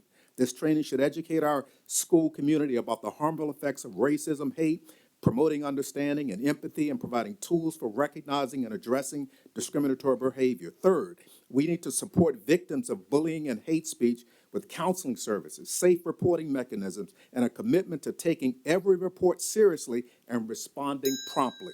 Lastly, we must engage parents and the broader community in this effort. Schools cannot do this alone. It requires a collective effort to instill values of respect, kindness, equality in our children at school and at home. The incidents at Kempsville should serve as a wake-up call. Use this moment to reflect, learn, and most importantly, to act. Our children deserve to learn and grow in an environment free from fear and hatred. Please commit to making our schools safe and welcoming places for all of our And students. that is time. Thank you very much. Our next speaker is Suzanne Saltesiak, then Dr. Eric Majetti, and then Bernita Richardson. Good evening. As a parent to 2 students in the Virginia Beach City Public Schools system and a passionate baseball mom, I was deeply troubled by the recent events surrounding the Kempsville High baseball team. However, I wasn't surprised, and it doesn't stem from a lack of faith at Kempsville itself for baseball, but rather from broader observations I've made regarding sports in our district over the last several years. In my interactions with children and teenagers, many of whom attend VBCPS, I've heard heartbreaking stories from students enduring derogatory remarks, feeling unwelcome at certain schools, hearing racial slurs, jeering at sporting events, or just feeling completely uncomfortable when visiting certain schools. Moreover, I've noticed subtle but no less forms of prejudice among adults on social media, when people advise other people when they're moving here to steer clear of certain schools, particularly those with certain demographics, using certain nicknames or saying certain ones are bad, perpetuating harmful stereotypes or divisions in our community. My lack of surprise at these extends to the inequities I've witnessed firsthand as a sports parent. While our district may allocate similar funds to athletic facilities across the schools, the stark differences between, say, for example, the baseball fields at Cox High School and those at Green Run, or between Kellam and Bayside, cannot be ignored. The discrepancies are largely fueled by the influence of booster clubs. Consider also the disparity in resources allocated to extracurricular activities like theater and that incredible NJROTC you saw tonight. While both Kellam and Green Run may boast talented directors and dedicated students, the discrepancy in available resources is glaring when you go to the schools. This inequity not only undermines the efforts of hardworking students and leaders, but it sends a damaging message about the value our community places on these endeavors. This stark contrast in resources sends a damaging message to our students about how we as a community value them. When we see such glaring disparities in facilities, uniforms, resources, it communicates to them that their worth, their potential are not equal in our eyes. By allowing them to persist, we perpetuate these racist actions, fostering an environment where these practices and attitudes are not only tolerated but normalized. It contributes to the situations we see happening on our sports fields and what happened at Kempsville. I'm not blaming it, but I think it contributes to what we have going on. So what is the solution? It begins by acknowledging the problem and committing to change. Like others have said, we must prioritize cultural competency. We must include comprehensive education that includes all aspects of history, but we also must acknowledge and address the systemic inequities, including those impacted by our booster clubs. Beyond policy changes, we must foster a culture of inclusivity and support within our community and teach our children the importance of empathy and understanding. It's time for us to come together as a community and do better. We must be intentional in our commitment, and that includes also tonight standing against the school vouchers on the legislative agenda. Thank you. Our next speaker is Dr. Eric Majetti, and then Bernita Richardson. Good afternoon. I'm Dr. Eric Majetti, President of Virginia Beach NAACP branch here in Virginia Beach. Just having celebrated the 7th anniversary of Brown versus Board of Education, we stand here now, change the trajectory of public education. We find ourselves still fighting to be treated equally within the Virginia Beach school system. There's a long history of racism within Virginia, where schools were closed for a full year in many districts instead of addressing the issue of race, equity, and equality. Hearing about the racism that several children were forced to endure on the baseball team was disheartening, however, not surprising to me. As president of the Virginia Beach NAACP branch, we have been fighting against racism since 1941 and continue to fight against the double standards of others. Every black, brown, yellow, green, purple student deserves access to equitable resources, a great teaching, and a safe learning environment. It's important that we not continue to act like these incidents are isolated and scant in the number, but acknowledge that this is happening in great numbers, but indeed, what is isolated are the number of people who report it.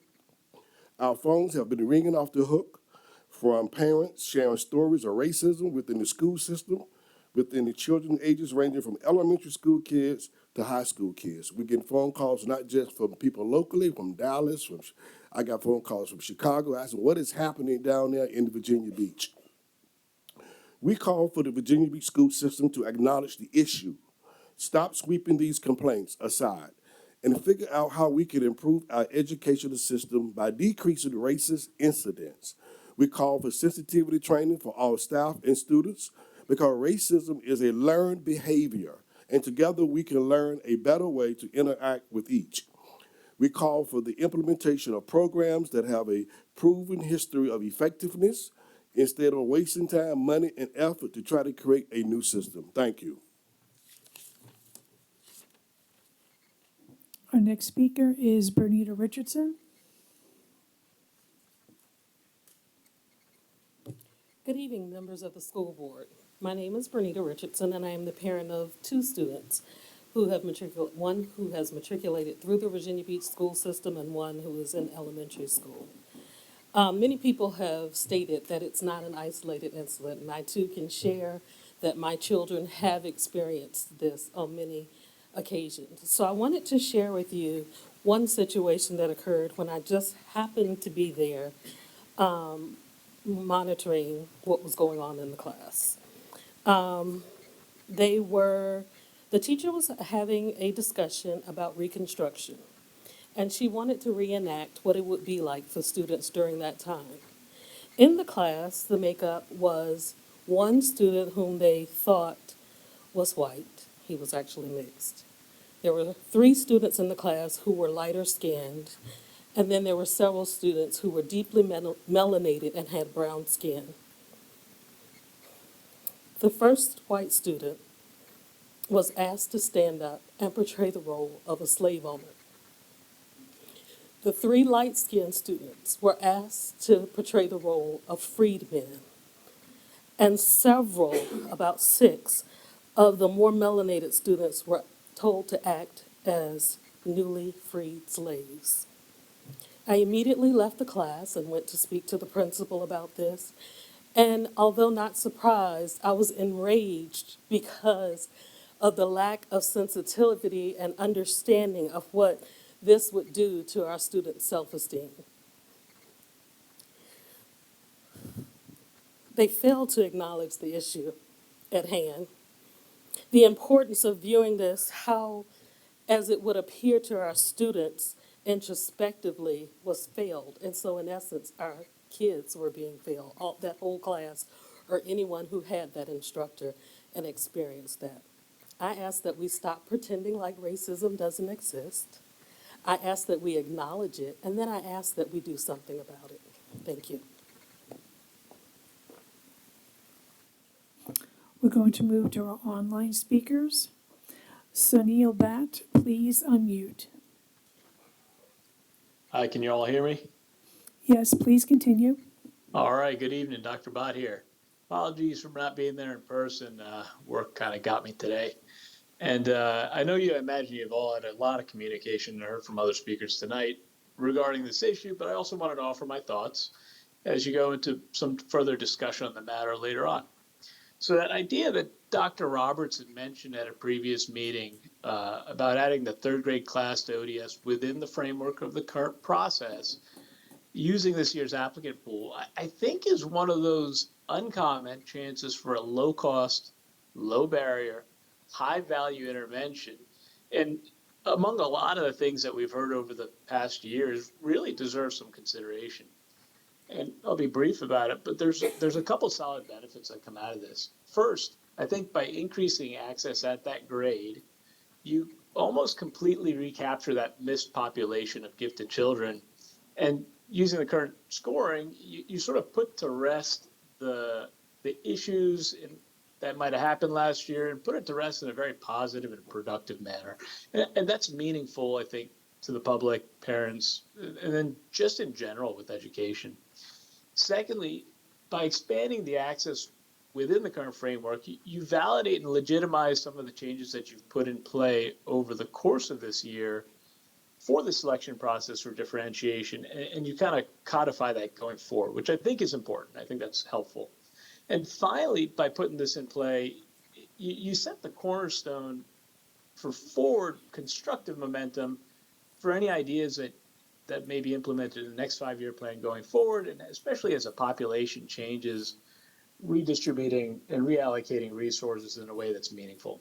So stepping back and kind of thinking about this critically, I think that adding the classes is a streamlined and very executable approach, and anything that I can come up with against it seems more restrictive than necessary and really at the expense of what it can achieve. So, really in summary, I think adding that third grade class from the applicant pool is a very easy win. It's an easy win that anyone who has the opportunity to push it through, whether it's the public, all the parents that are concerned and voicing their opinions, the administration and the school board can really feel good about.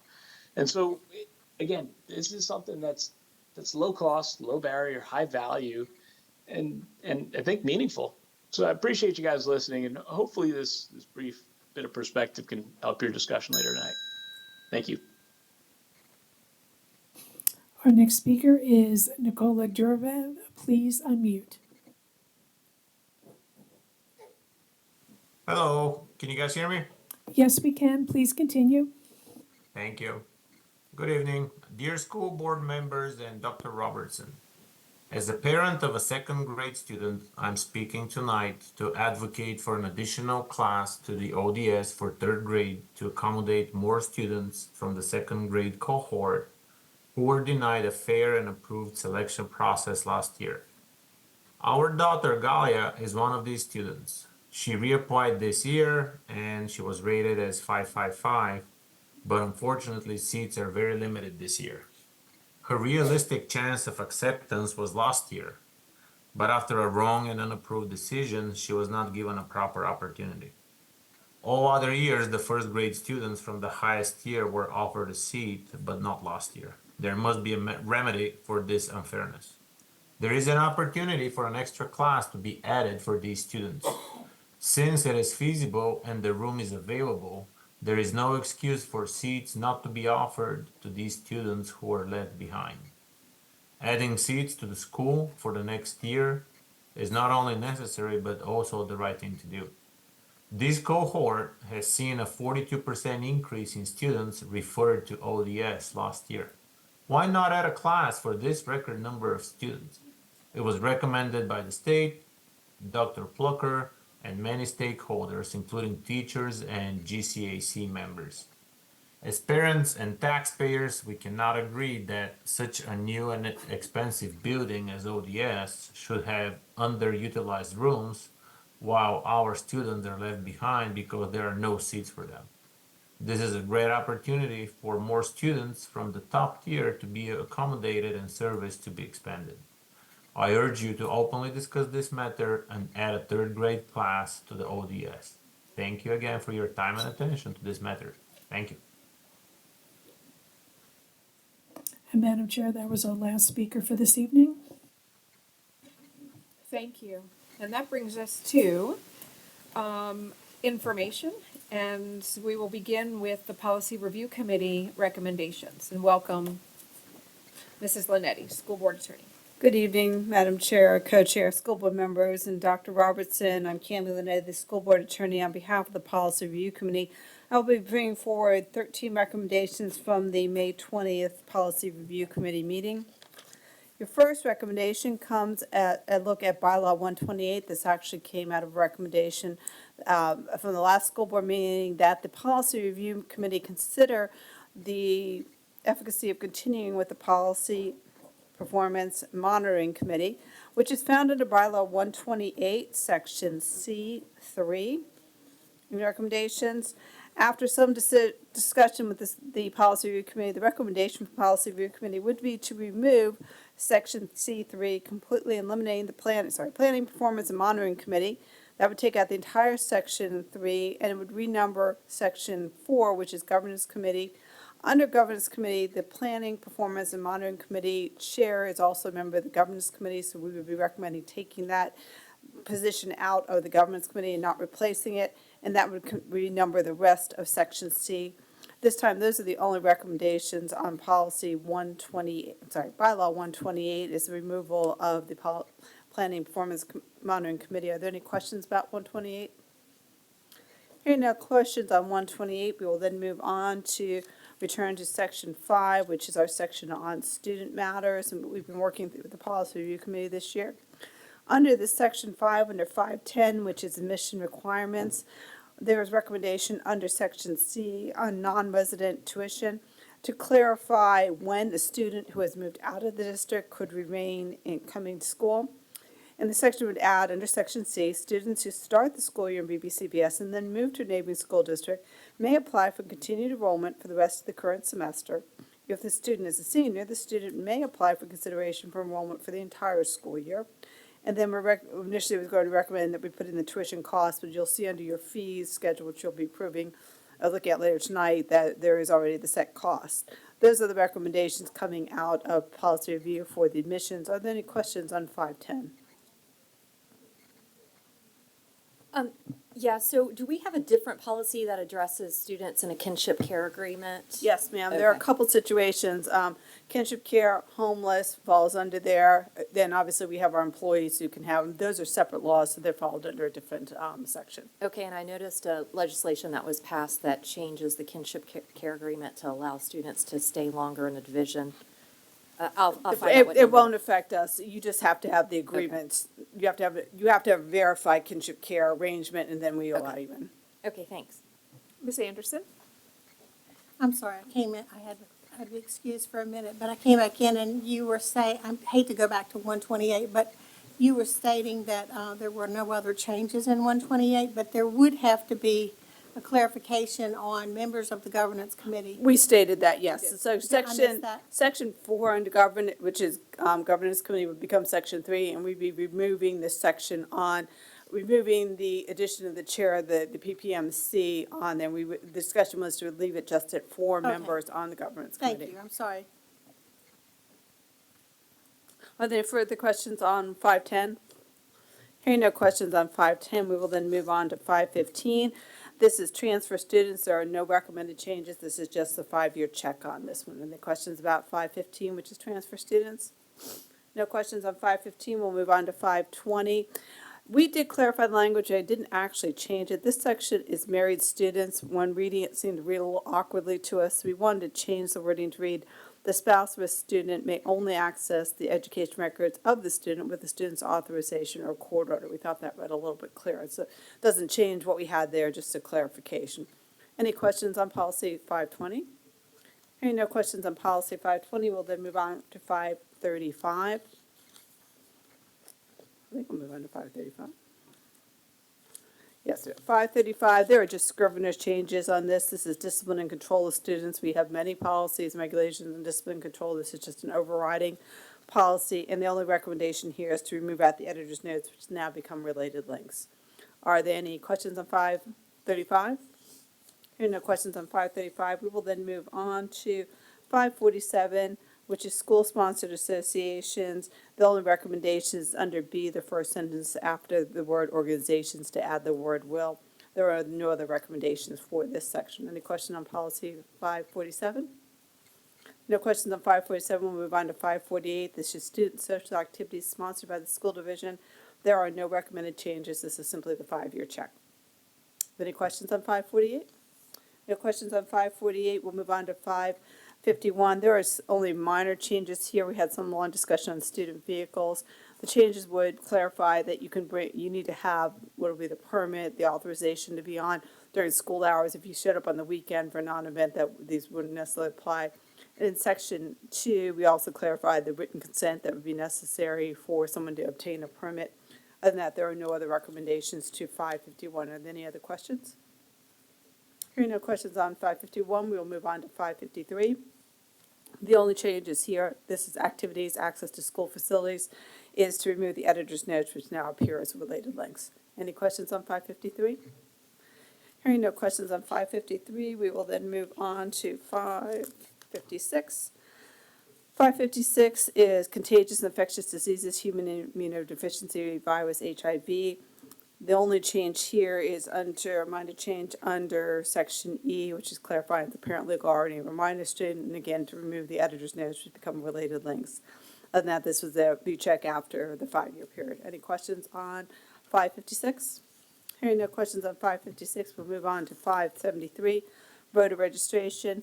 We did want to clarify in this section who would be authorized to come onto our campus to have students educated and sign up for voting.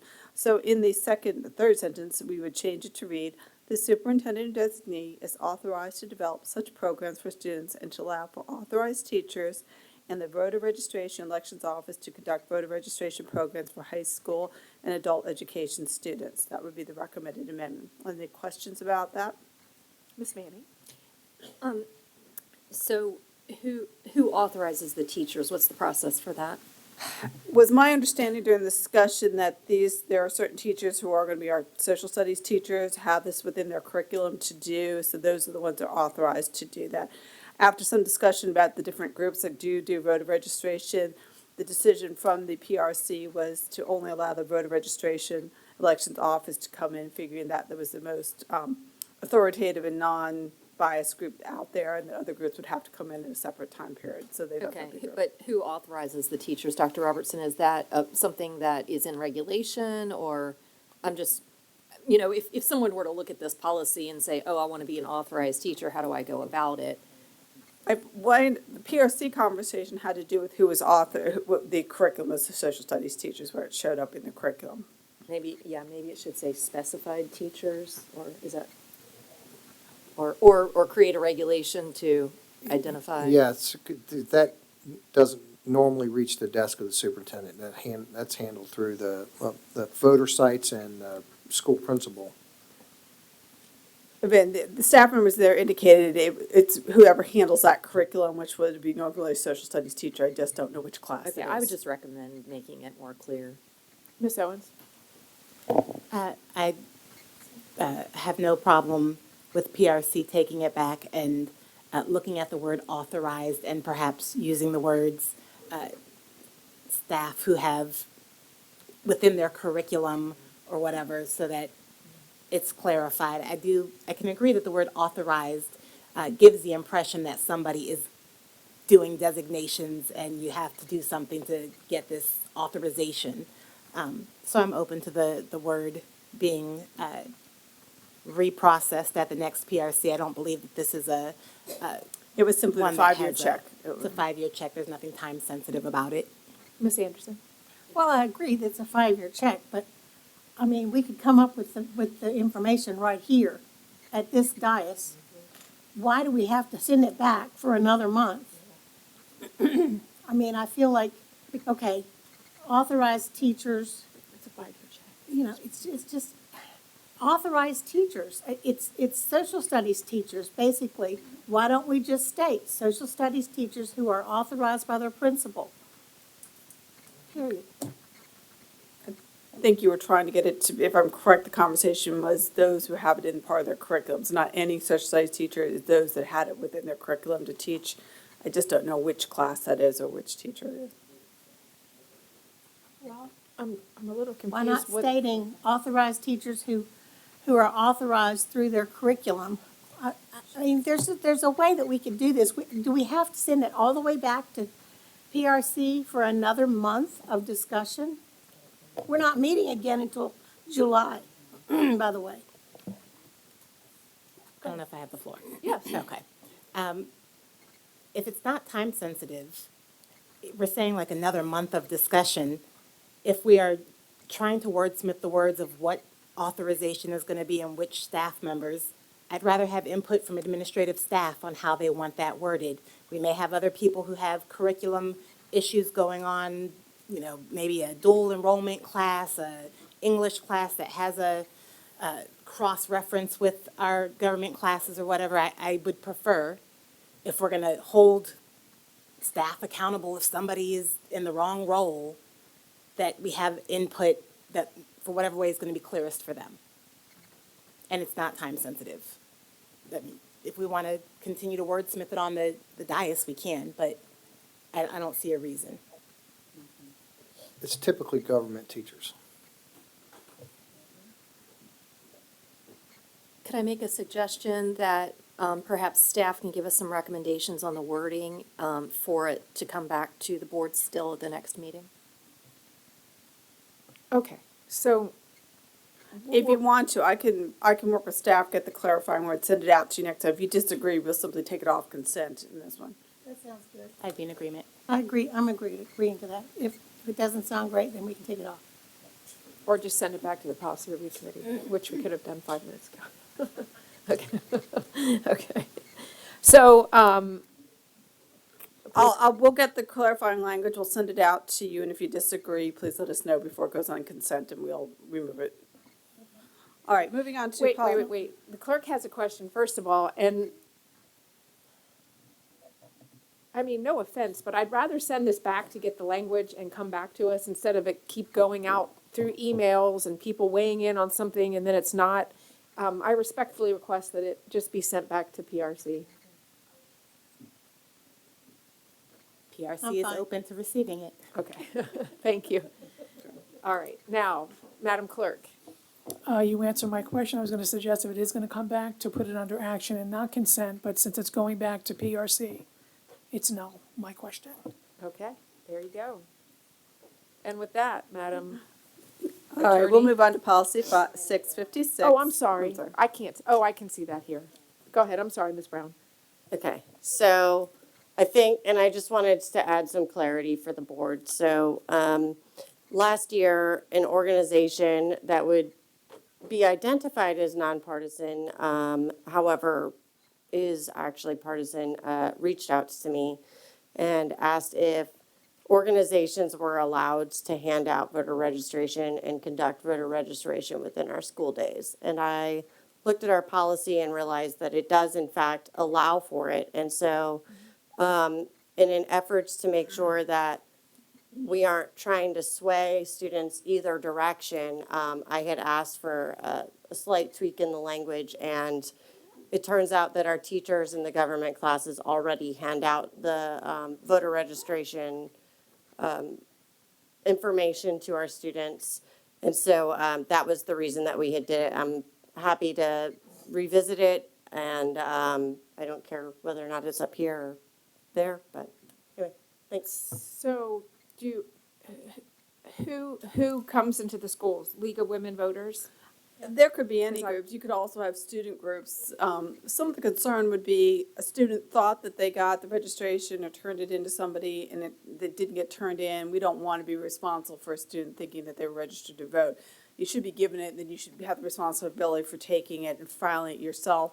But on the off chance this group is not following accepted procedure, we didn't want the school division to be responsible. We don't want a student thinking that they're properly registered when they didn't get the right information. So the thought was, who would be most responsible for that? Government teachers simply handing out the application, giving you the process. They're not processing it for you. They're just giving you, explaining how you do it. And then the voter registration elections office obviously would be responsible. Virginia Beach would be probably the most neutral organization that could officially help you with that. So we thought that those would be the two reasonable areas to receive it. Okay. All right, looking at policy 656, this is back to instruction. We had kicked this policy on student travel, school-sponsored events, and on policy 656 around a couple bits. Part of the concern was when you look under section D, under transportation 1, it did say in the event that the school division employees are not available to drive for such activities, the school board prefers that school division vehicles may not be, well, may be used, but sorry, that's not reading right. The concern was it allowed potentially to have individuals who are not either our employees or our authorized dealers, school bus drivers to be driving vehicles. We did work back and forth with risk management. Wanted to clarify that our school division vehicles would not be used by anybody other than someone who's authorized as a driver for us to do that. And there's a clarification on section 2 that VHSL activities are exempt from the commercial carriers provision under section 2. Other than that, there are no recommended changes under policy 656. So are there any questions on 656? I'm sorry, there's one clarification. Coming down under school athletic events, we clarified before the beginning of the athletic season, we clarified language. Prior to a trip, you would have to send in the parental athletic field trip form. Actually, there are no other changes after that. Again, are there any questions on 656? Hearing no questions on 656, we'll move on to policy 748. This is in our community relations section. Under community use of school facilities, generally, we will be adding a third paragraph. This follows back to Mrs. Manning's discussions. We thought this would clarify, we separated out the language. And then a third paragraph would read, the superintendent designee shall create regulations and procedures for reporting the permitted use of school facilities to the school board, in accordance with applicable law and regulation. And that was asked to be sent back to us. I think it's about the second time we've had this in front of you. And so that is the language that the PRC is suggesting. And can I get some clarification about what that would mean? So, let me give an example. So, my wife and I walk virtually every night past an elementary school in the back of our neighborhood, and there are multiple teams on different nights that are out there on various seasons using the huge backfield area. I'm pretty confident that the principal has no idea that these teams are showing up to use their fields. As a high school principal, I was aware when my fields were used, for the most part, baseball fields, softball fields, wrestling room for wrestling clubs, basketball for AAU. I'm going to need some clarification, or this report could be reams of paper reporting, and it would add a burden to every school to document those groups that at this point, particularly elementary schools and middle schools, are not going out there and going through the process. There's an open space, there's grabbing the space, and they're using it. So I need some clarification on what regulations I'd be creating. What's the threshold? All right, Ms. Manning. So it says permitted use of school facilities. So if we have a permit for someone to use the facility, then that's what would be reported, is how I read this language. So, and, you know, honestly, we should know who's using our facilities. I mean, if they've asked to use our facilities, there's a process they need to follow. And there is a process for that goes through Ms. Pate's office. So, Yeah, I'm not disagreeing. I'm just saying, I'm fairly certain that the majority of our fields that are being used at the elementary, middle school are, the users of those fields have not gone to the principal to yeah, so say. then that wouldn't be, it's not permitted, so it wouldn't be something that would be reported. Okay. Permitted with or without a fee, or permitted with a fee? It says, for reporting the permitted use of school facilities. So we need, if they had to complete paperwork and get a permit Okay. to use the facilities, then that's what would That's be. easy. Okay. If it's gone through the facility use process. Yep. Very good. Those are all the recommendations coming from the Policy Review Committee. Okay. Next, we welcome Crystal Pate, our Chief Financial Officer, for our revised general fees schedule for 24-25. Welcome. Thank you. Good evening, Chairwoman Melnick, Vice Chairwoman Franklin, school board members, and Dr. Robertson. We wanted to bring forward to you this evening a few revisions to the fiscal year 2024-2025 general fee schedule that the board approved back on April 30th. The first revisions are at the bottom of page 2 under the Adult Learning Center.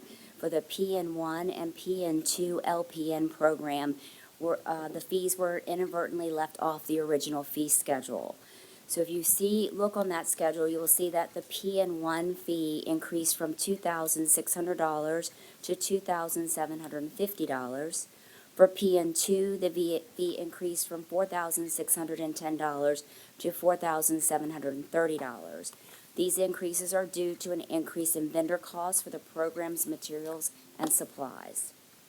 For PN3, the fee increased from what you originally approved of $6,525 to $6,985. The increased costs here are due to a new technology fee of $200, as well as a cost increase for the online ATI testing platform, drug screening, background checks, and graduation-related items. Yes, ma'am. Crystal, it says PN1-2, then PN3 and PN3. PN3 new adult, PN3 adult student. Is that PN first new adult is supposed to be PN2? Because the way that you've just gone through that. Yeah. Is that a typo? Mm-hmm. Okay. I think it's a So typo, yes, because they're two So separate. it's supposed to be PN2. Mhm. Okay, thank you. Thank you. And then the next revisions are on page 4 under Technical and Career Education Center courses. Originally, you approved a fee for Practical Nursing 1 and 2 LPN High School of $985, but there's an additional increase of $10, making it $995. For cosmetology toolkits, originally the board approved a fee of $286, but their rate should be $300 due to the increased cost of the kit items. There was a small increase in the Electronics 1 lab pack of $5. And the last revision is for the pharmacy technician. There used to be a fee of $47, but for the fiscal year 2024-25, no fees are required. The clinical pharmacy affiliates are covering the costs for background checks, and the students pay the vendor directly for their licensing test fee. And so that concludes this presentation. Be glad to answer any other questions. Ms. Owens? Just a quick question about the, you mentioned the electronics lab pack fee. Mm-hmm. Our copy is showing the same price on the 23 and then the new one. So the Are we one that missing it? for the Electronics 1, it was 25 and 25, but I think on the original one, wasn't it 20? I think it got changed from the 20 to 25. Oh, that was I wasn't here when I presented that, so when I looked. I don't have the old one. When I had the old one, it was $20, but that was originally approved on the 30th. So they we approved it to go down? No, it was, when it came through when the original fee schedule, it wasn't changed. It had $20, and then it had $20 on the original fee. So so it should be, you 20 and originally approved 25. 20, so now it's really 25. Okay, Sorry, thank it's you. very confusing.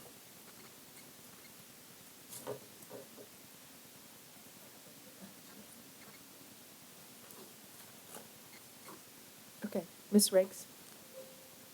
Were you done, Ms. Owens? Okay. Okay, also, Ms. Pitt, you said on the, for the cosmetology toolkit, you said $280 some dollars. Oh, Here on it the has original? $294 On the as our orig- original. So on my original, it was $294, but then when they did the revision.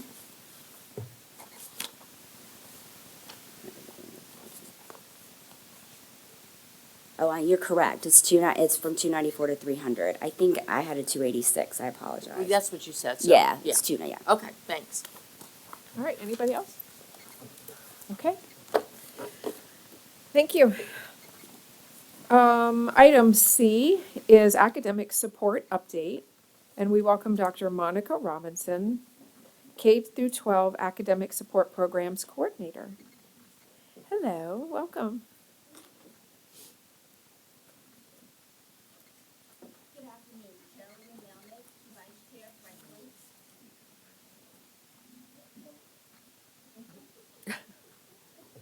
Thank you. We'll start this again. Good afternoon, Chairwoman Melnick, Vice Chair Franklin, esteemed school board members, and Dr. Robertson.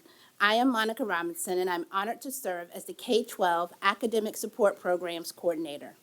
Today, I am excited to provide updates around several programs dedicated to supporting our students' educational journey. Academic support offers a robust array of educational methodologies, educational services, and school resources tailored to facilitate both remedial and accelerated learning endeavors. As the central hub for various related initiatives, using the Virginia Beach City Public Schools Strategic Framework and Equity Plan as the foundation, the Office of Academic Support Programs takes pride in showcasing some of our dynamic programs.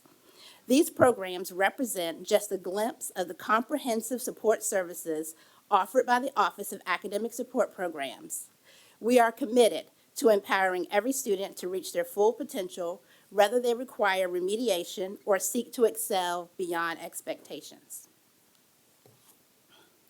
These programs directly support multiple goals within our current strategic framework and our equity plan, including Goal 1, increasing opportunities and access to rigorous coursework. Goal 2, ensuring a safe and inclusive learning environment.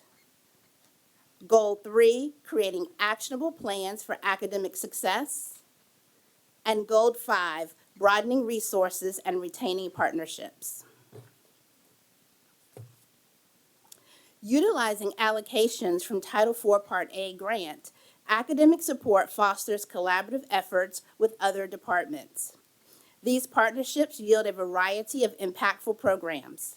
For instance, initiatives like Brain Balls and Lou Interactive Walls enhance both physical and cognitive development in students within our schools. Moreover, through trauma-informed care training, the Office of Student Support Services equips staff with essential skills to better address students' social and emotional needs. Additionally, elementary, middle, and high schools benefit from the provision of additional CPR dolls and defibrillators, ensuring life-saving preparedness. Furthering educational equity, academic support organizes free book fairs tailored for intervention students. And lastly, the alleviation of financial burdens is addressed by covering IB and AP fees for all recipients of free and reduced lunch, promoting access to advanced coursework. Academic support programs also collaborates with the National Math and Science Initiative and the Department of Defense STEM Partnership to offer exceptional opportunities, including fully funded AP STEM grant and programs. These initiatives are dedicated to supporting military-connected schools and their students and teachers. NIMSY and the Department of Defense STEM Department's grants aim to expand access to AP STEM education for military-connected and underrepresented students, while enhancing student rigor and providing valuable professional development for STEM educators. The goals of these partnerships are to increase enrollment in AP, IB, and dual enrollment, increase success on AP exams through year-round training, coaching, and resources for teachers, as well as study materials for students, and to monitor academic progress through action planning, regular meetings, and focused recruitment and retainment support. Another collaboration, Equal Opportunity Schools, partners with school districts across the country to ensure every student is seen, engaged, and resourced. They support districts to operationalize their commitments to access and opportunity. Opportunity Champions, sponsored by the Office for Diversity, Equity, and Inclusion, work with school teams to support this initiative. The unparalleled set of tools, data insights, and coaching is proven to increase the number of students who take, pass, and belong in advanced academics such as AP, IB, and dual enrollment coursework. NIMSY and EOS both provide multifaceted support for our students. A commonly recognized obstacle to assessing advanced coursework, they both support free or reduced assessment fees paid by either Title IV Part A or the NIMSY grant. Additionally, participants in both programs receive tutoring support, while teachers gain access to professional development opportunities focused on specific content and strategies to overcome student challenges. EOS provides insight cards, which I will expand upon shortly, an outreach list of possible AP or dual credit candidates, a pathways report with survey results, and a support and belonging report where we hear directly from students about what makes them feel most connected or engaged in a classroom setting. Completing the EOS survey provides several useful tools to support students within our schools. One such tool is the Insight Card. This is a sample stock Insight Card and does not contain actual student data. Schools receive these Insight Cards for all participating students, and they use this data to analyze obstacles and develop targeted programs, policies, and practices aimed at removing barriers to student access to advanced coursework. They provide the opportunity to hear and embrace student voice. Insight cards offer a means of listening and learning directly from students, providing actionable insights into their experiences within the school environment. Each card provides the student skills and learning mindsets and identifies their trusted adults in the building. It is exciting to see that students' selected trusted adults are not limited to administrators and classroom teachers, but have also included security officers, custodians, bus drivers, and cafeteria staff. This information leads to better connections among students, teachers, and mentors. The comments above reflect students' need for connections and support from their teachers.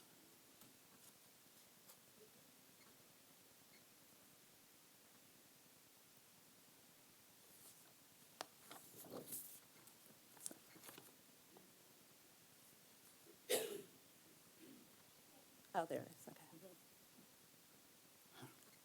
Using EOS collected data, we are able to determine what type of supports students will need to be successful in rigorous courses. For example, most students believe they need AVID-type supports. As we work towards enhancing our division-wide AVID program, we know that this will enhance opportunities for all students and directly reflect student input. What you see on the screen represents students enrolled in advanced level courses. This includes both AP, IP, and dual enrollment. Overall, we are witnessing incremental improvements across all reporting groups, challenging the notion that prioritizing historically underserved demographics hinders the success of those with traditionally higher participation rates. Upon closer examination of individual schools, we observe a spectrum of implementation levels with notable growth of over 10% in certain reporting areas at several schools. I would like to highlight both a school who has been working with us for several years and a school that is new to this program. Tallwood has been working with EOS for several years and continues to see exceptional growth in all advanced level course offerings. Under the strategic planning of Principal Ryan O'Meara and Assistant Principal Shaheem Sarani, Tallwood hosts information and recruitment sessions using insight cards and outreach lists. They also ensure multifaceted supports to ensure students remain and feel supported in the courses. This chart includes enrollment in 2022, 2023 to course requests for 2024. They experienced increases in all reporting categories. Green Run High School is new to the program this year. This chart compares Green Run's 2023 enrollment with course requests for 2024, and the results are amazing. Principal Bowser developed an enthusiastic opportunity team who went the extra mile to create welcoming videos for advanced courses and developed a robust recruiting program, activating the teachers and staff students trusted the most. Academic support programs provides a wide range of services to support core instruction, including interventions, assessments, and tutoring to help all students succeed. One of the premier programs for reading intervention is Read 180. This innovative curriculum continuously evolves, incorporating enhancements to cater to a diverse range of learners. Among its latest improvements are tailored Virginia Literacy Act aligned features designed specifically for newcomers, individuals grappling with foundational skills, and those in need of comprehensive comprehension support. With its adaptive approach and targeted interventions, Read 180 empowers educators to address the unique needs of each student, fostering a dynamic and inclusive learning environment. This program allows for whole and small group instruction, a student application, and self-selected independent reading. Last year, our secondary students in grades 6 through 9 experienced substantial Lexile growth using this intervention program. We expect to see even greater growth with the enhanced program next year. 78% increased overall Lexile levels, 56% met their end-of-year growth goal, 33% doubled their growth goal, and 29% of these intervention students reached advanced level reading status.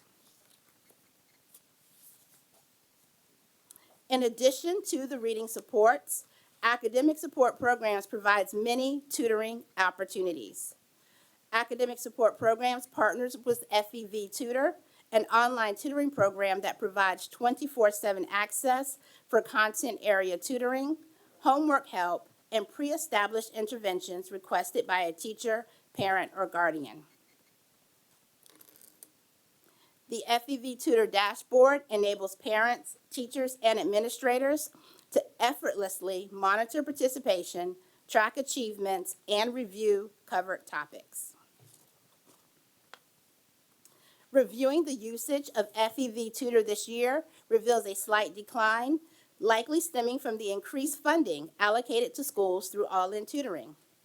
Nevertheless, we anticipate an increase in usage as numerous schools launch their school-wide FEV initiatives this month, aligning with preparations for upcoming state assessments.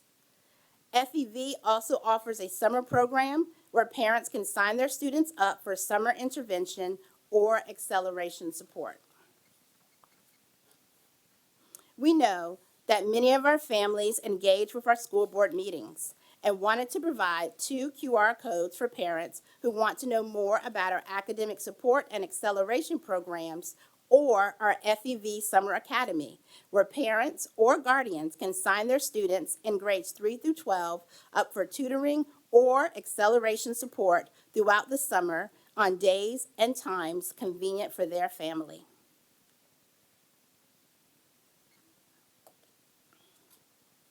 Thank you for your attention. As you can see, we have many supports in place to support students and their families. At this time, I will address any questions you may have.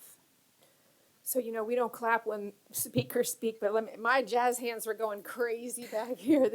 I'm gonna defer to my colleagues first, and then I'll circle back at the end. Mr. Callan. Thank you. I appreciate your information, and I have a question on slide number 7.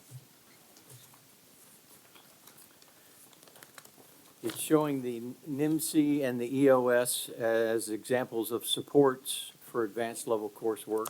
Yes. Help me understand the first bullet point under the NIMSI where it says 50% off all math and science assessments. Sounds like things are on sale.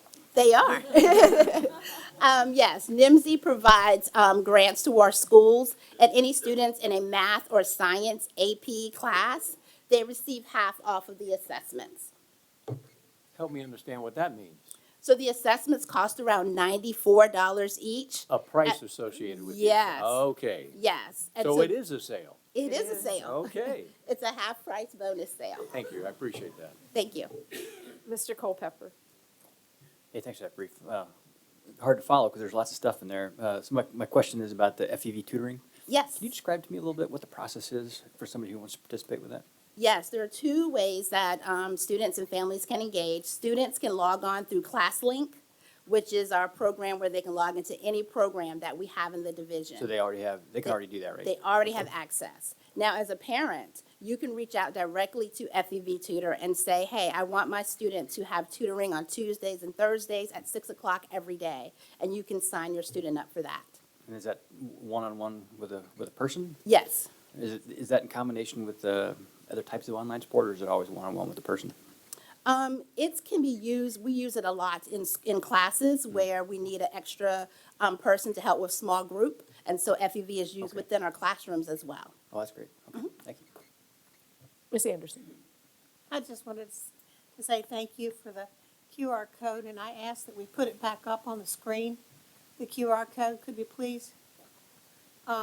Because if parents are like me, they might not have their phone handy, but they might want this QR code, so I'd like for them to be able to utilize this for a couple more seconds. Me too. Thank you. Ms. Brown. Okay, thank you. It's really great to see all of the amazing things that we're doing. So my question is about slide 10, and I don't think you need to necessarily pull it up, but there's the graphic here about what students were asked. And, you know, I want to put a plug in for Avid. My son that's about to go into 9th grade, he's going to be doing Avid. He's really excited about it. He's been nervous about advanced level coursework. So I'm really excited about that, and I've heard really great things. So going to be excited to see it in action. But so it says we asked students what would make you more likely to take AP, and anybody that's been here a lot has known that I've been on a dual enrollment kick. lately, and I was just curious why we pulled out AP but not or dual enrollment specifically. So when we first started with EOS, they were only addressing AP.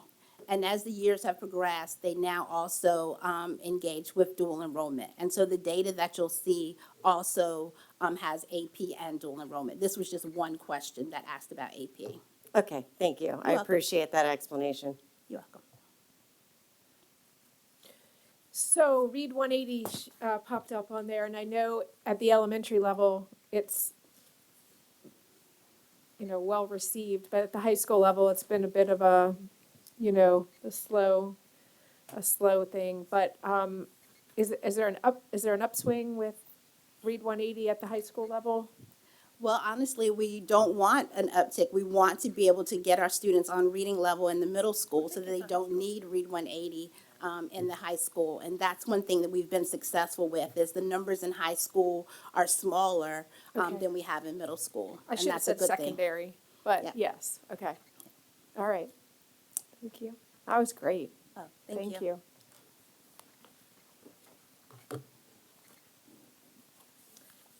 All right, and now textbook adoptions, and we welcome Thomas Quinn, the Executive Director of Secondary Teaching and Learning.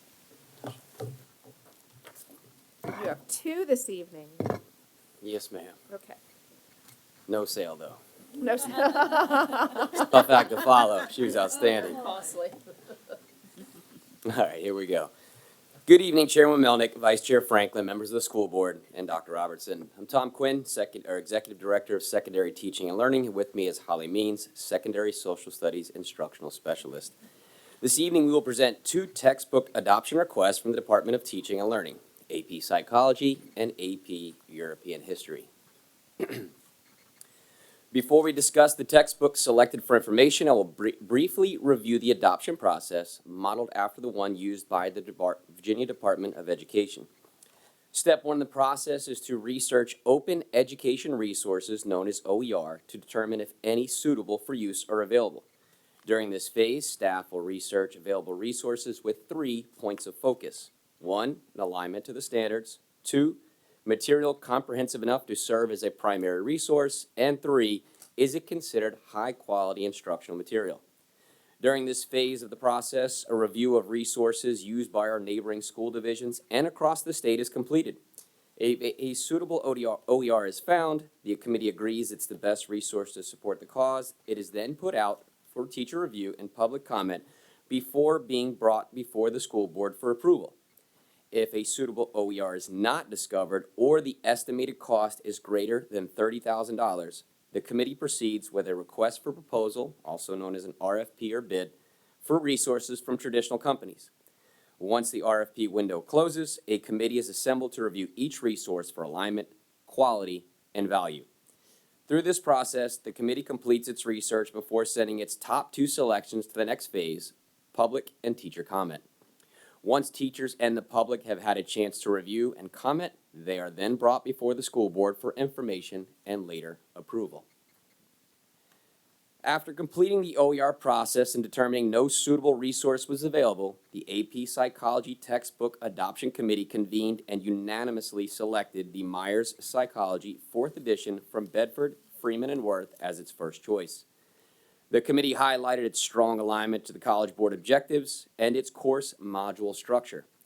Visually, the committee feedback highlighted the textbook and resources far exceeded the other options reviewed. Materials provided encompassed diverse graphs, charts, diagrams, and other images designed to support student learning across the curriculum through an inquiry-driven approach and in connection with the graduate profile. The digital platform integrates with the Canvas learning management system and provides resources that include a variety of assessments that provide opportunities for students to demonstrate their understanding. Most importantly, the text is downloaded to each student's device, making it accessible offline and ensuring access regardless of internet capabilities.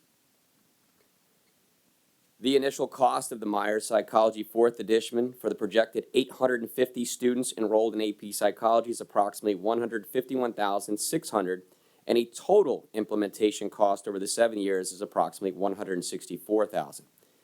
The 3% cost per year accounts for replacement text needs and additional license requests associated with increased enrollment. This is a just-in-case estimate and is rarely used in its entirety and is based on a la carte pricing. As mentioned on the last slide, this cost covers a digital text for each student enrolled so they can access from home and offline. It also includes digital teaching and learning resources, integrates with the Canvas learning platform, and provides multiple assessment resources aiding teachers in planning, delivery, and assessment of student learning and their needs, helping them best prepare for the AP exam. The cost includes one class set of 15 for each teacher, designed to support small group instruction as well as meet individual students' needs. In reviewing the committee's unanimous selection, they shared the other choices did not include a high-quality assessment platform and did not integrate with the Canvas learning management system.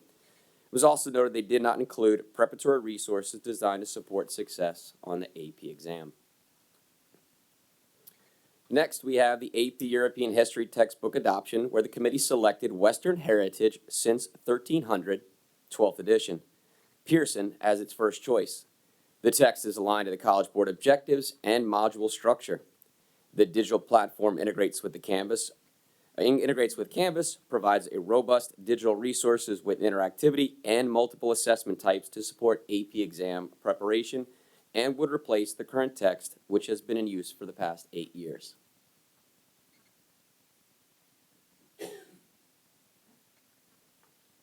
The initial cost of the Western Heritage since 1300 12th edition textbook for the projected 640 students enrolled in AP European History is approximately $117,000, with a total implementation cost over 7 years of approximately $126,000.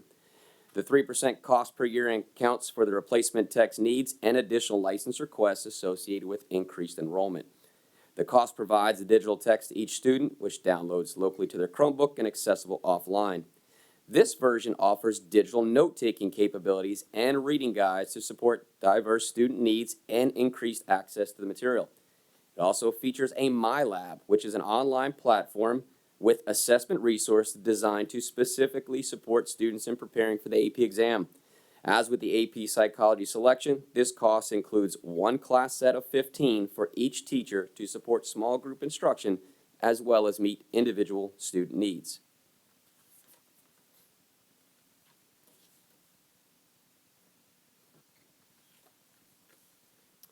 I thank you for your consideration in the adoption sphere this evening. At this time, I'll invite Holly Means, Secondary Social Studies Instructional Specialist, to join for questions you may have.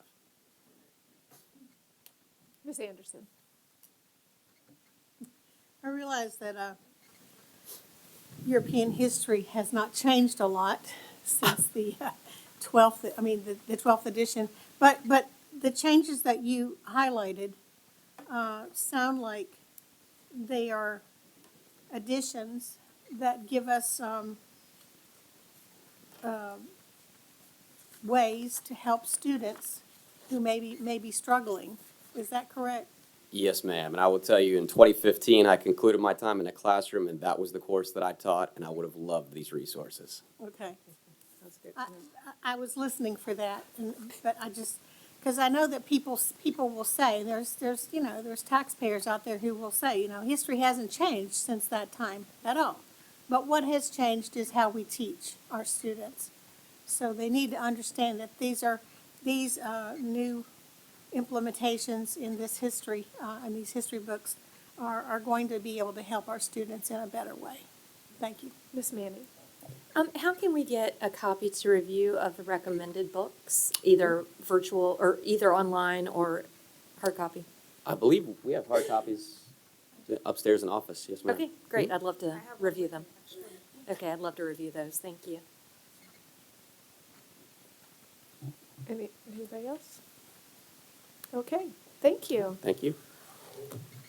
Okay, and so next, in your packet, you have the Citizens Advisory Committee appointment recommendations. And with that, we welcome Laura Beth Matson to help us through this. Hi, good evening, Chairwoman Melnick, Vice Chairwoman Franklin, members of the school board, and Dr. Robertson. I'm Laura Beth Matson, and tonight I will be presenting the recommendations for the 2024 Citizen Advisory Committees. These individuals will serve a 3-year term beginning July 1st, 2024, and ending June 30th, 2027. So first, the Citizens Advisory Committee for Gifted Education. The recommendations are Chanel Mentor from Kempsville, Holly Edwards for Bayside, Amanda Ash at large, Samuel Levin, Tallwood, Mary Kathy Smith at large, and Holly Bennett for First Colonial. The Special Education Advisory Committee is recommending Samantha Ann Hager, Amber Miller, Alternative Tracy Olson, Megan Ashburn as a reappoint, Katie Ali as a reappoint, Lee Woodard as a reappoint, Sarah Cook as a reappoint, and would like to remove Matthew Gentile. And then lastly, our General Advisory Council for Technical and Career, we have Chandler Pitcher for Ocean Lakes, James Cervera, Salem, and Yvonne Swain for Lansdowne. This item will be voted on at the June 10th school board meeting. Okay. Does anybody have any questions? Okay, thank you. Oh, I'm sorry. Sorry. So on the, I know many of these may have just been chosen because they were the only ones that applied, but I do see that we had multiple applicants for some of the districts. How were those chosen? Did the Gifted Education Committee, Special Education Committee, did they provide input on who they wanted? So it was completely done blindly, and I do know Dr. Soltner and Danielle was also there, I believe, yes. So it was done completely blindly, that they removed names, addresses, everything off of the packets that the people had filled out, and went through each of them with their rubric that they had set up. The committee had time to review all of them at the same time, looked over them, gave their recommendations as the rubric was set up, and then they discussed it. So it was the committee members Yes, that it made the was. choices? Okay, Correct. just wanted Yes. to confirm that. Okay, thank you. Okay, thank you. Awesome. Thank you. All right, and last this evening on information is the Virginia School Boards Association, VSBA's legislative positions, and I turn that over to my colleague, David Culpepper. Thank you, Madam Chair. Earlier this month, the Legislative Committee met to discuss the VSBA lobbying positions and the process leading up to the delegate assembly to modify those positions. I'll try to make this as quick as I can. If you flip to page 2 of that document that you have, I'm just going to read 2 paragraphs here that kind of summarize how the VSBA process works and how we integrate into that. So paragraph 2, in the spring of each year, the VSBA begins an eight-month process to determine statewide legislative positions for the next year. This process has numerous steps. 1, position proposals from member boards are solicited, usually in March or April. 2, the VSBA Legislative Positions Committee reviews them in approximately July and forwards the proposed new or modified positions to the VSBA Board of Directors, which then considers them around August and recommends changes to the VSBA Delegate Assembly in November, which in turn either approves, deletes, or revises and proposes changes to old and new legislative positions. So if you look at that step 1, that's basically where the meeting earlier this month was, which was for us to prepare if we had any positions that we wanted to submit to VSBA as a new or modified position to their current legislative positions. We had none.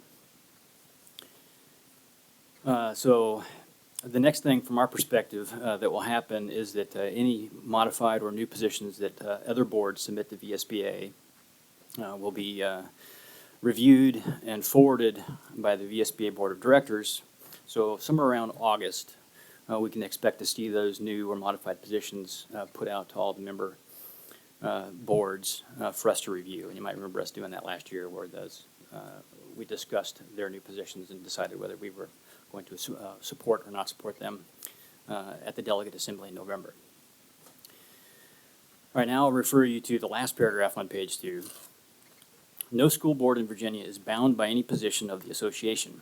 Any board that wishes to adopt a legislative position differing from the actions taken by the VSBA Delegate Assembly needs to only meet after the VSBA Delegate Assembly meeting and adopt a local position.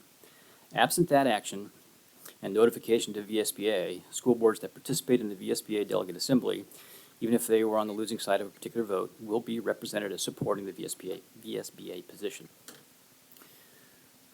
So that is the last thing for us to do in this process is after the Delegate Assembly in November, we would then again convene to discuss any positions that we differ from the outcome of that Delegate Assembly and notify the VSBA if we differ from those positions.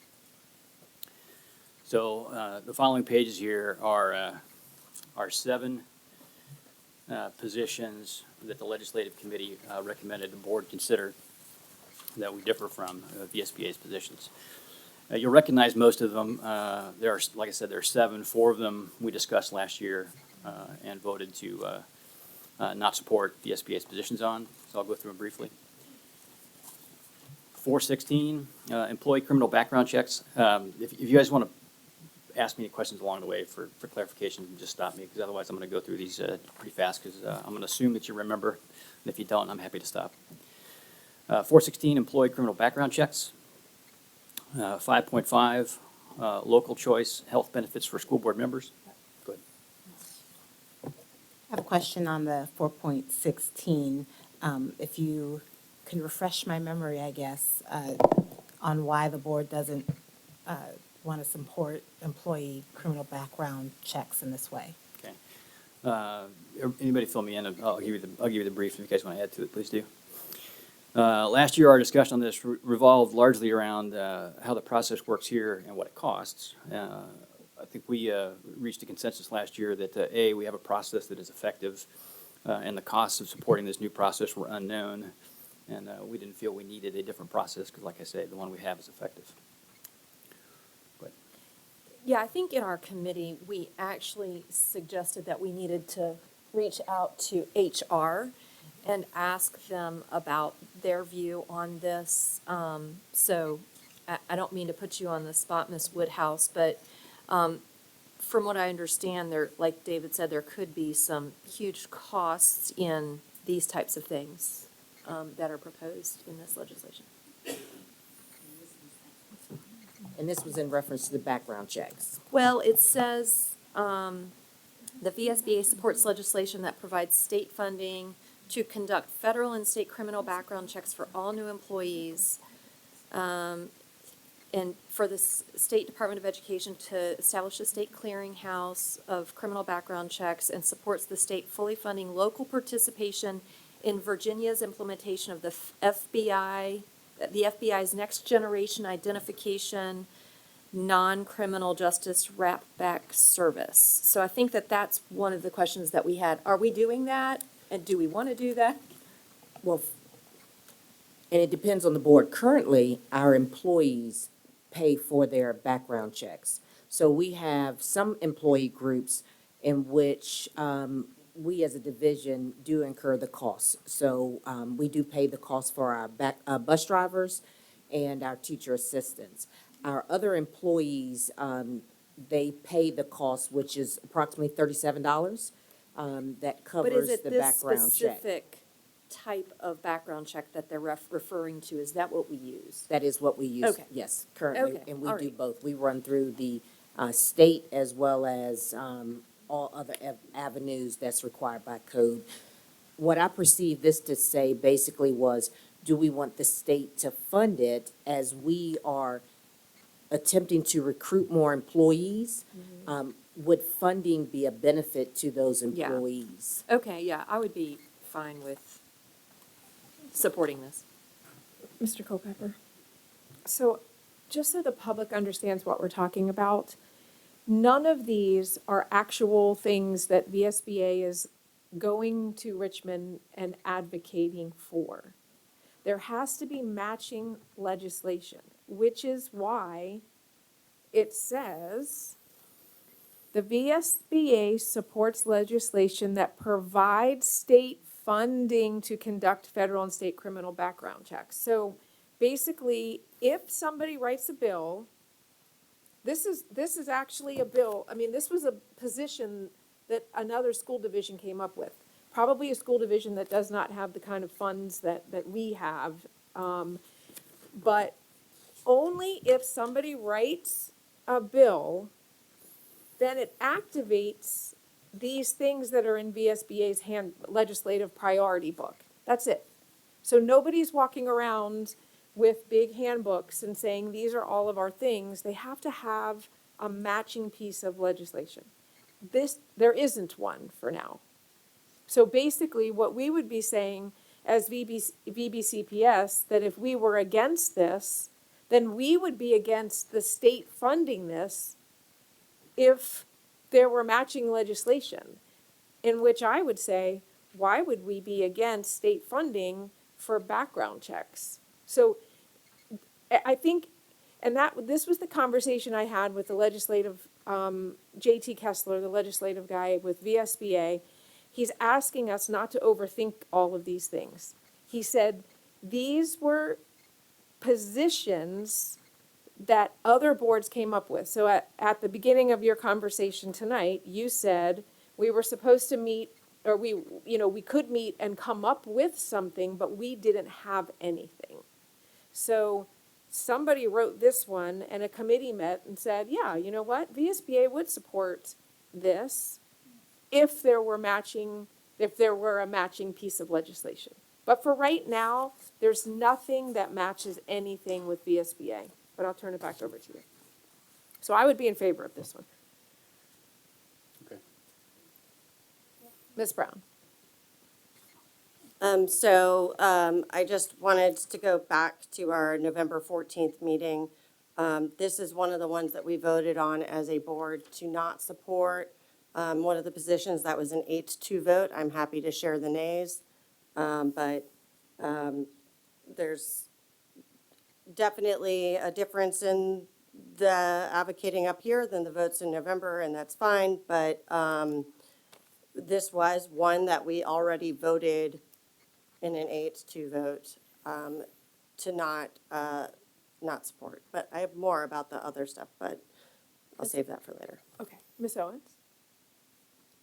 I just wanted to, there we go. Just wanted to point out that in addition to the benefit of having state funds to help cover the background checks, which can be cumbersome for employees because they haven't gotten a paycheck yet, but we want them to come and work for us.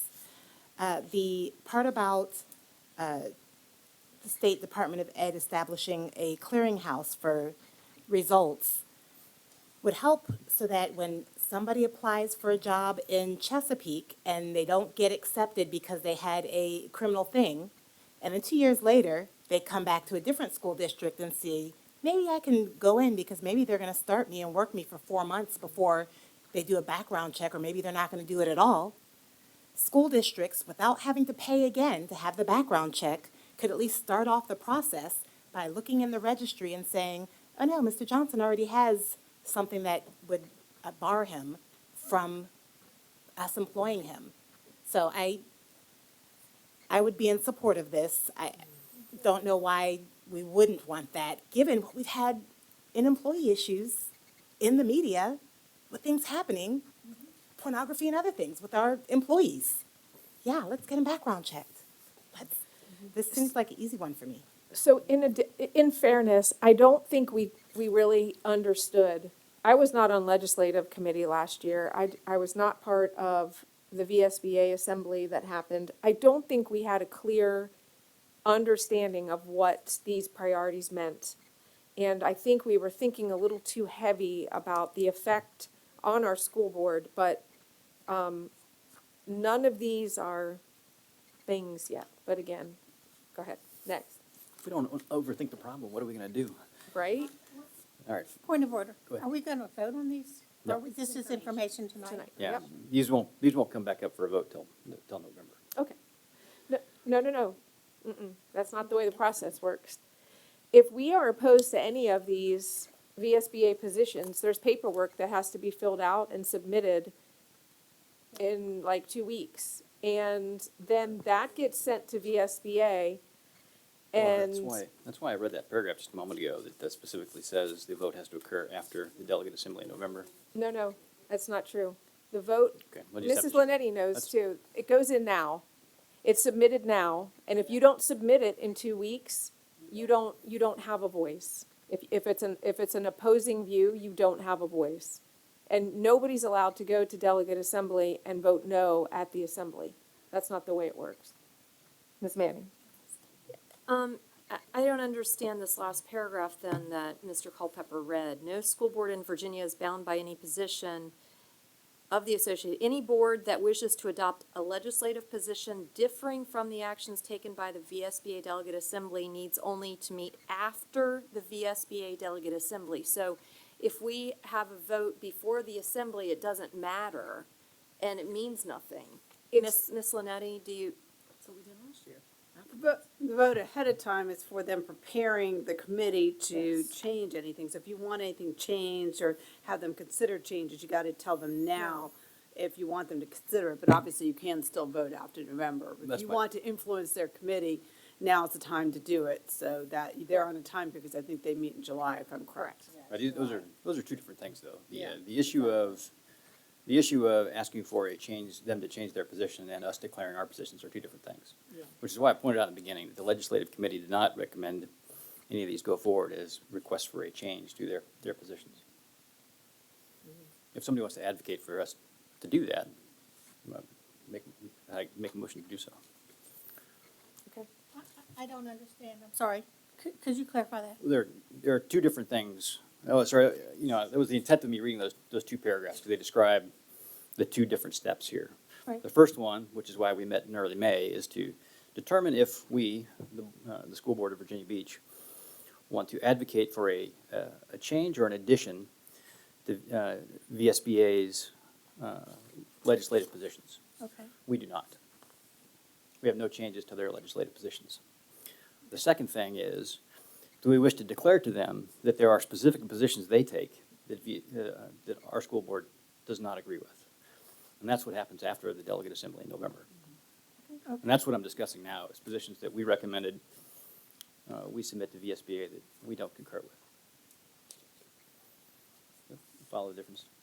But that's not what this is. That is what this is. Correct. We're not advocating for Okay. VSBA to change their positions. That's already passed. Right. Okay. I think I understand now. Did you speak with anybody at VSBA? No. Okay. You had indicated to me that you were did. going to. That's why I'm speaking, that's why I'm telling you, but Yeah. it's No, well, okay. you're not telling me anything I don't know, though. Okay. All right. 5.5, local choice health benefits for school board members. Again, I'm just going to keep going unless you guys want to talk about each one of these. 5.7, fiscal authority for school boards. This one relates to taxing authority. I'm so sorry. I should tell you that 5.5 is one I'm sure they're gonna be talking about, because nobody knew what it was. And, it just doesn't apply at all. And so it was one that popped up. We talked, JT and I talked about this one. What could this have possibly meant? And there just was no real reason for this, other than it probably came from a school division, again. And at some point in 2007, it may have seemed appropriate for a specific school division, and it got picked up. But It has sat Yeah. dormant since '07, that's your point, right? there's never been a corresponding a corresponding bill. There's never been a corresponding bill, so it means nothing. So, Correct. okay. 5.9, right of school boards, 5.9, right of school boards to implement education reforms. We actually skipped this one. This was actually not, this is in here by mistake. It was not voted to go forward to the board. 7.1, support for private education vouchers and tax credits. Did you? About 5.9. 5.9 is in there by mistake. That one was not voted to go forward by the committee. By the legislative committee? Correct. So now you're on 7.1? 7.1. Okay. 7.1, support for private education vouchers and tax credits. 9.13. Yeah, please. Yeah, so a couple of us would like to speak about supporting vouchers and tax credits. Ms. Riggs? I just want to, I have something I want to read actually about that. I totally disagree. Budget, school construction, curriculum, development, and all those other items that should be the focus of our attention is pushed to the side so that an attack on our school division can be the topic of the evening. A punchline for the outside communities to mock us and a political stunt that does nothing for the greater good of the school board or our students. For 185 years, since the first school was built in Princess Anne County, our school division in Virginia Beach is a cornerstone of our community, providing equal opportunities for all children, regardless of their socioeconomic background, their military families, and generational beach families. It fosters social cohesion by bringing together students from all different backgrounds, where we strive to teach common values as respect, such as respect, responsibility, and citizenship. VBCPS serves as a community hub, offering not just academic education, but also essential services such as meals, counseling, and extracurricular activities that support the holistic development of students and our community. VBCPS, our public school system, is instrumental in giving every child a chance to succeed and pursue their dreams. By investing in public education, we invest in the future of our communities, ensuring that all our kids and our neighbors' kids have the skills and knowledge necessary to contribute to and thrive in a rapidly changing world. Members of a public school board advocating for vouchers and credits, I've seen it all now. I can't imagine Virginia Beach doing that. Vouchers and credits divert much-needed funds from public schools. We are a public school board.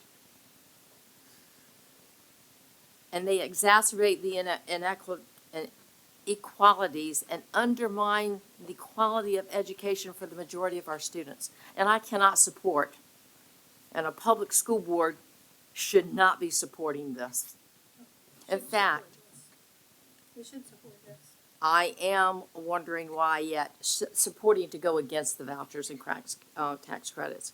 I'm wondering why yet, again, we're here at a public school board meeting discussing process. Our processes that fail to cover the full cost of private schooling, leave our most vulnerable and low-income families with limited options. Why are public school board members advocating for a lack of sufficient accountability and oversight and wildly inconsistent educational standards? Why are members of a public school board advocating for the inevitable segregation by socioeconomic status and race, instead of doing the actual work that is so vital to our community? We're yet again distracted by some of our members' goals to destroy an inclusive and diverse public learning environment. I say let's get back to the business that matters to the entire community, not just some people's ideas that they want to not support. This is something that I do not agree that a public school board should go against. I cannot imagine that we'd even think about doing this. Thank you. Ms. Weems? Thank you. I think we've got to be realistic. There's a reason why the VSBA prints out a red book with a whole bunch of positions. If they didn't take positions, they would just wait till bills came out, but that's another conversation. Okay, Ms. Linetti, I'm reading this and I just want to clarify. So right now, decisions regarding access to public school by non-public school students, they remain the local school divisions' decisions. That's what it says here. I mean, that sounds like the Tebow bill that keeps failing, but it says here, that it's up to every local school division. Am I reading that correctly?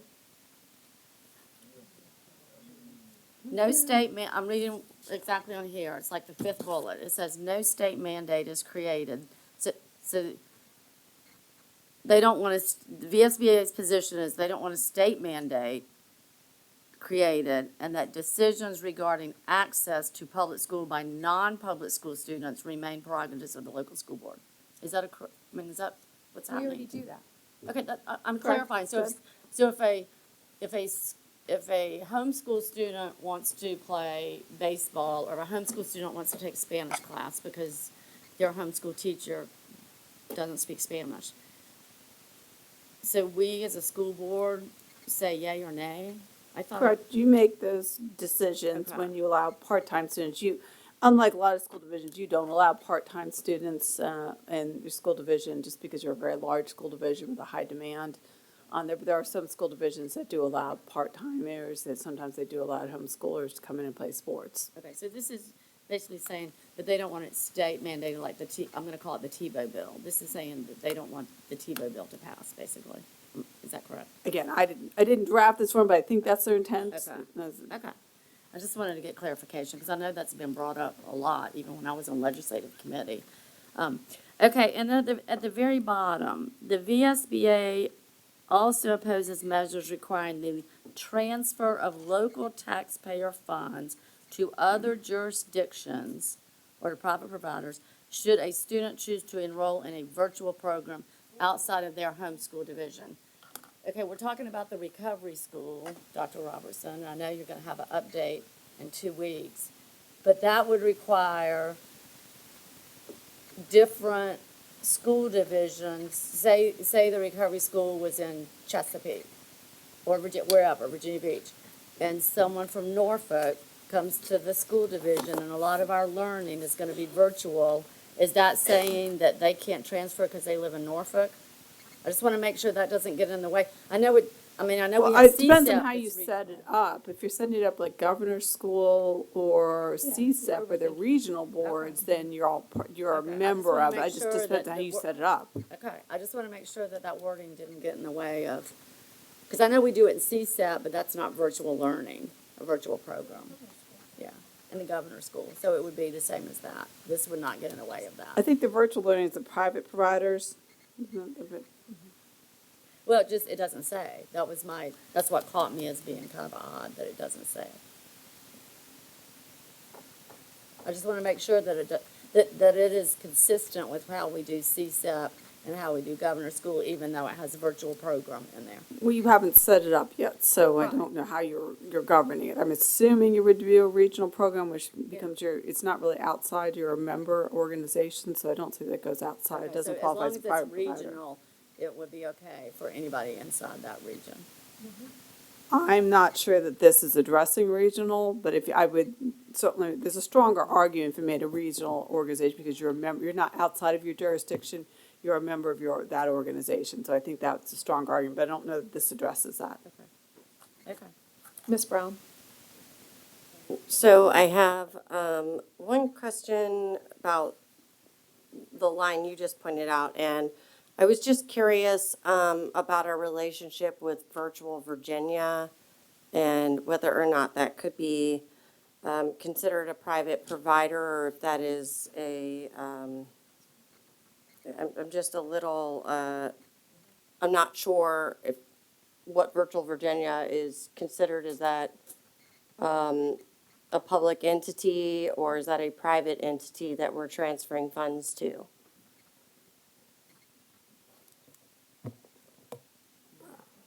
I have no idea. This is not a law. It's not a law. Okay, so I mean, I think, there's a lot in this particular one, but I also, just for clarification, because, I went to grab a quick snack and I was watching some of the meeting, and it seems to me that some of my colleagues are concerned that there's advocating for school choice vouchers with bringing this up, but Mr. Culpepper, is the committee recommending submitting changes to this particular position, or is the committee's recommending changes to this position? Or are you simply saying that we should bring it up after their vote because the opinion of the board may differ? Correct. Bring it up after their meeting. The opinion of this board may differ. Okay, so you're not asking for any changes? Correct. I'm not Okay. asking for them to advocate for any of these things either. Okay, thank you. Wait.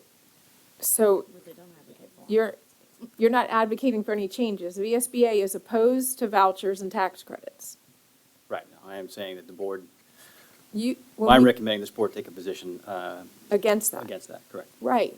He's asking I'm for the not board to asking- take, I'm not asking the VSBA to change their position to advocate for vouchers. That's what I mean, that's what I'm saying. right, but that is what we talked about. That's the larger picture right now, is that when I left that committee meeting, the committee was voting to be in favor of vouchers and tax credits. No, and I see our attorney shaking her head no as well, so. All I remember from that is that you brought it forward to the school board to have a discussion on. They didn't actually take any positions on it. It was to bring it up to have a discussion. But he just announced that we would No. be taking a position in favor of vouchers and tax credits. If we weren't, then what are we talking about tonight? What's gonna So- all right, what's gonna happen in November with vouchers and tax credits? So what this says right here is that the VSBA takes a position opposing Right? any relationship with taxpayer money and private education vouchers or tax credits. Right. Okay. I am, the legislative committee is recommending that we disagree with that position. Right. I don't understand your question then. Okay. You're in favor, I know I was next in the queue. You are in favor of vouchers and tax credits. No, that's what I'm not saying. I'm not saying that. I'm basically saying, I want the VSBA to take no position at all on those. I want them to be mute on the subject. Okay, so now I will speak about why you're not mute on this topic. And tonight was a perfect example, the 70th anniversary of Brown versus the Board of Education, and the other number of cases that were heard that were under the umbrella of Brown versus Board of Education. And the fact that vouchers were created specifically when they closed schools, namely Prince Edward County. I can go through the whole history lesson. Barbara Johns, what she did in 1951 and walking out of a classroom, and what led to Brown versus Board of Education, and how tax credits and vouchers were created to pay for white children who could not afford school to go to private school when they closed the schools. That's exactly what happened. And to Ms. Riggs' point, why would a public school be talking about that? I mean, I'm not gonna lie, I was disappointed in that legislative meeting that for the first time in my 10 years on this board, that we're actually, we're considering that. And when you walk away from something and say, I don't want VSBA to take a position on it, first of all, again, I'm gonna repeat myself, there has to be matching legislation, and there isn't. So nobody's taking a position, but every school board should be fighting against vouchers and tax credits for obvious reasons, as it depletes funding from public schools. Ms. Owens. Thank you. I just wanted to get clarification on the points that are on here.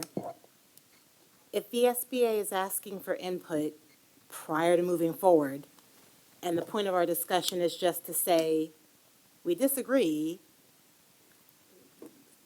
that we don't want them to take this position, but then not tell them we don't want them to take that position. You have to tell them. And then wait till after November when they took the position to vote and say, oh, we didn't want that. I don't understand why we are doing that process. If the legislative committee doesn't want them to take the position, why are we not doing a vote to say we either do or don't want, as the school board of the city of Virginia Beach, we then You guys don't understand. do or don't? I mean, we're bringing it up and we're saying, legislative is saying we don't want them to write this. Why is it that we're not telling them? Ms. Manning? Okay, so correct me if I'm wrong, Mr. Culpepper, but you put out a message to the board asking if any board member had any changes or additions to make to the VSBA legislative packet, correct? That's correct. Did you receive any from any board I member? did not. Okay, so our committee met. David said there are no changes being recommended, and that's what's due here in the next couple of weeks. But we did discuss bringing these forward to the board for discussion. We met, we talked about these, many of these because we had looked at them last year as well. Many of them we disagreed with and voted as such. So this is just for a discussion, and I fully understand the process, fully understand it. I've read it many, many times, and I understand that the VSBA doesn't write legislation and take it to legislators.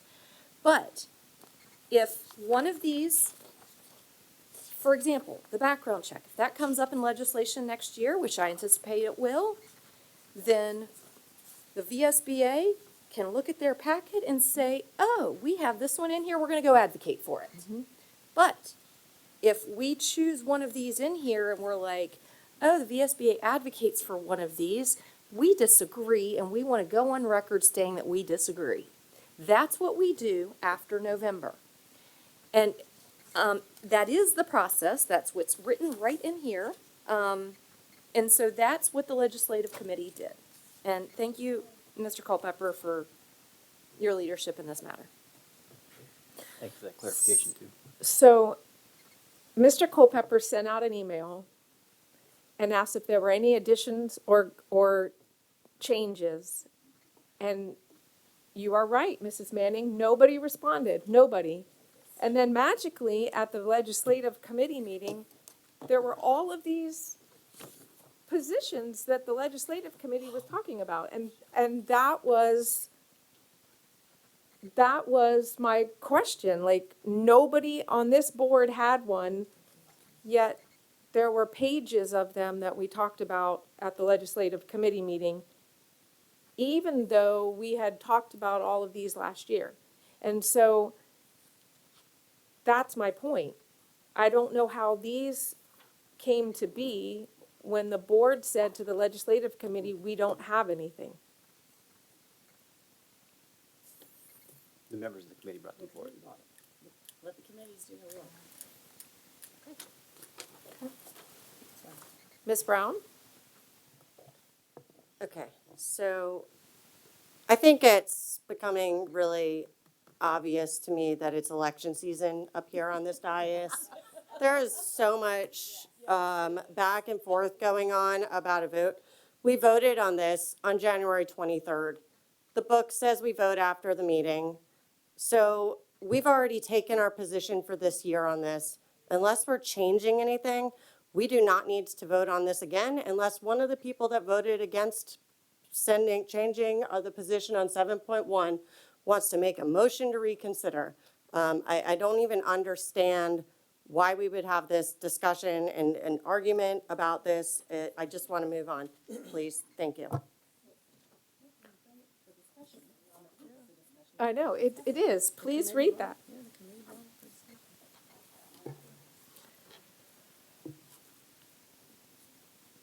Any more comments on 7.1? Ms. Riggs?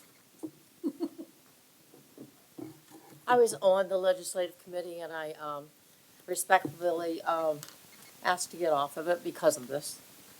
Because at that legislative committee meeting, it was discussed that we were going to bring the proposals from VSBA, and you can, all you want because you weren't there. They were going to bring the book that Mrs. Manning had asked our clerk to print off so we could go through it at the next meeting, which was the one I just missed because I resigned from it because I wasn't going to have a part of it. To go through it again and look at the ones that people disagreed on. So if we voted on it already, why are we bringing it up again? Is it because there's a different number of people up here to vote? To go against it? I don't want to have a part in this. This is wrong. We are a public school board. And to discuss that is wrong. And we all know it. It has nothing to do with elections because I'm not even running again. But it has everything to do with me supporting the public school system and the students that attend here. I'm not supporting private schools, and if somebody wants to, that's fine. That's okay. But this is a public school board. And I said, why are we going over that? We went over it again. Are there even going to be any? And I remember Mr. Culpepper saying, oh, there'll be some. He did say that. So there was a plan to do this, and I totally disagree. This is what the legislative committee is bringing forth, to discuss it again. Why? We did vote on it, you're right. Why are we voting on it again? We're not, there's no. No, we're going to make a decision at the next meeting in June, because that was said. In that legislative meeting, Ms. Weems, you weren't there, I was. I'm just saying what was said today. I'm saying what they said. Okay, so in Okay. fairness, on the paper, it says, the recommendation is that the school board discuss certain VSBA legislative positions and determine whether amendments or other actions regarding the positions are needed.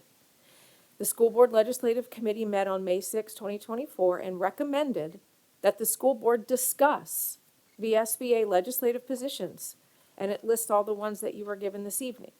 And so that's where the confusion is coming in for many board members, is that it came up and it was brought forward, and this paper is asking us to discuss it.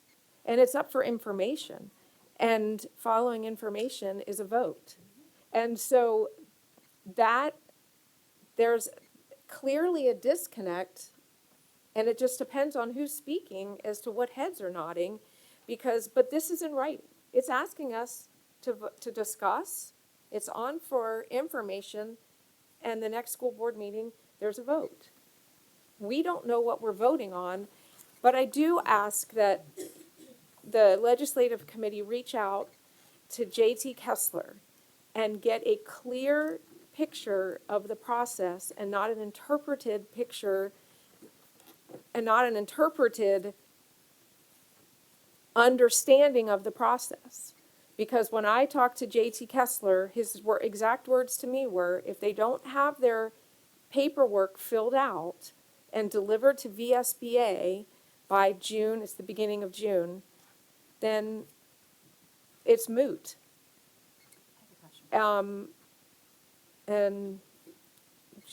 Yes. So, Mr. Culpepper, as chair of the legislative committee, just for clarity, okay, you are not, it is on information tonight. As chair of the committee, are you asking for this to move to action for a vote or in the next committee? Because it does sound like that you're just bringing this to let the board know that you did not request any changes. Now, this is what I'm understanding from what you're saying tonight. You're bringing this to the board to let them know that the decision that is needed in 2 weeks, you're not requesting any changes, that VSBA make any changes. But you're not, are you or are you not asking for us to move this to consent or action at the next meeting for a vote? Because from what I understand, we would then not vote until November. Yeah, I think that the confusion is coming in with the distinction between those two things. Right, so can you clarify, please? So when we originally developed our timeline to meet in early May, to bring this for information today, and it was discussed to have a vote in 2 weeks, because that assumed that we were going to have, this is where I'm explaining the confusion here, because the assumption was we would have that the timeline was built, assuming we would have a change or a new position, right? Okay. But you don't know. You don't. So now the two things that are happening next are in August, any changes or new positions that come from other boards will be vetted, and we will receive those. And then we vote in And we need November. to discuss those. And then after the delegate assembly in November, if we disagree with any positions of VSBA, we would submit those to the VSBA. Okay, so just to And be all that does is inform VSBA that Virginia Beach does not. Okay. Don't say Virginia Beach agrees with this position, because we don't. That's all it says. So And that's for, what- and that's for, what all these are. for tonight, just to be clear, we are not moving this for a vote in 2 weeks. We are? Oh, We are not, that's okay. correct. We are not moving this to a vote in 2 weeks. You're just letting the board know that the committee is not recommending any changes for VSBA that would be due in 2 weeks. That's correct. Okay, so just for clarity, that means we're going to hear back in August about I guess what VSBA decides at that point. That's correct. And then November, so I just want to be clear on the timeline here. After So the delegate assembly. yes, So okay, right. November, December, we did it in January this year. Sure, okay, so now I just want to be clear, we're not doing anything, okay, thank you. That's correct.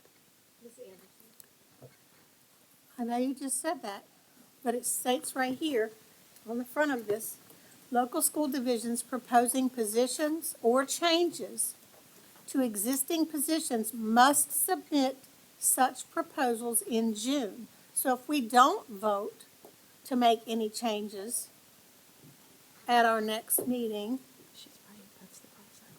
then there won't, we're not asking VSBA to make changes. And then how can we turn around and disagree with their positions in November? I don't understand maybe that. that's the I'm not following that. Maybe that's the language that's confusing here.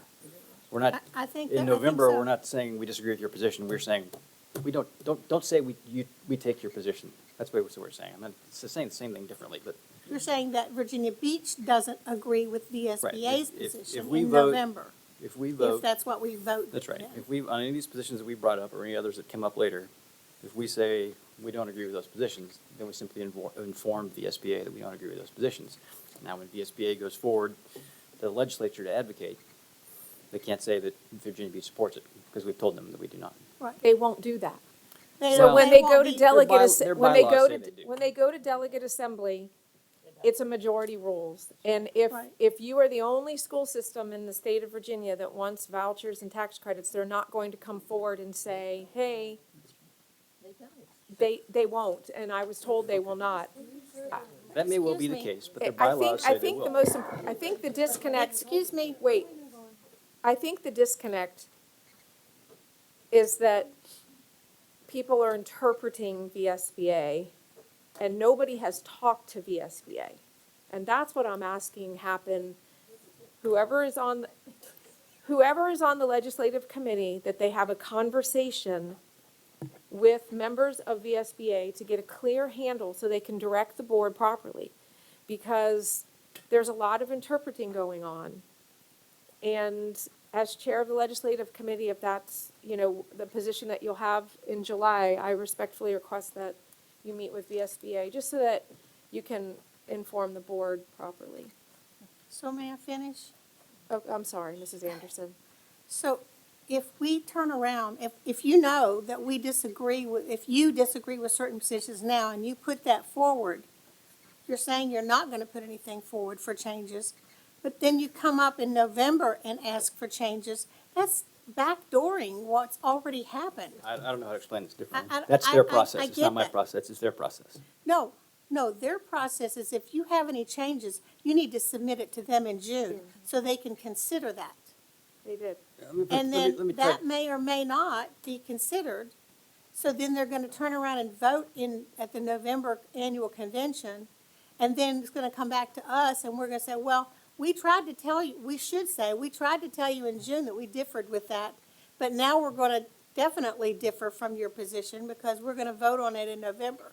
If you have enough members on this board who will support your view on it.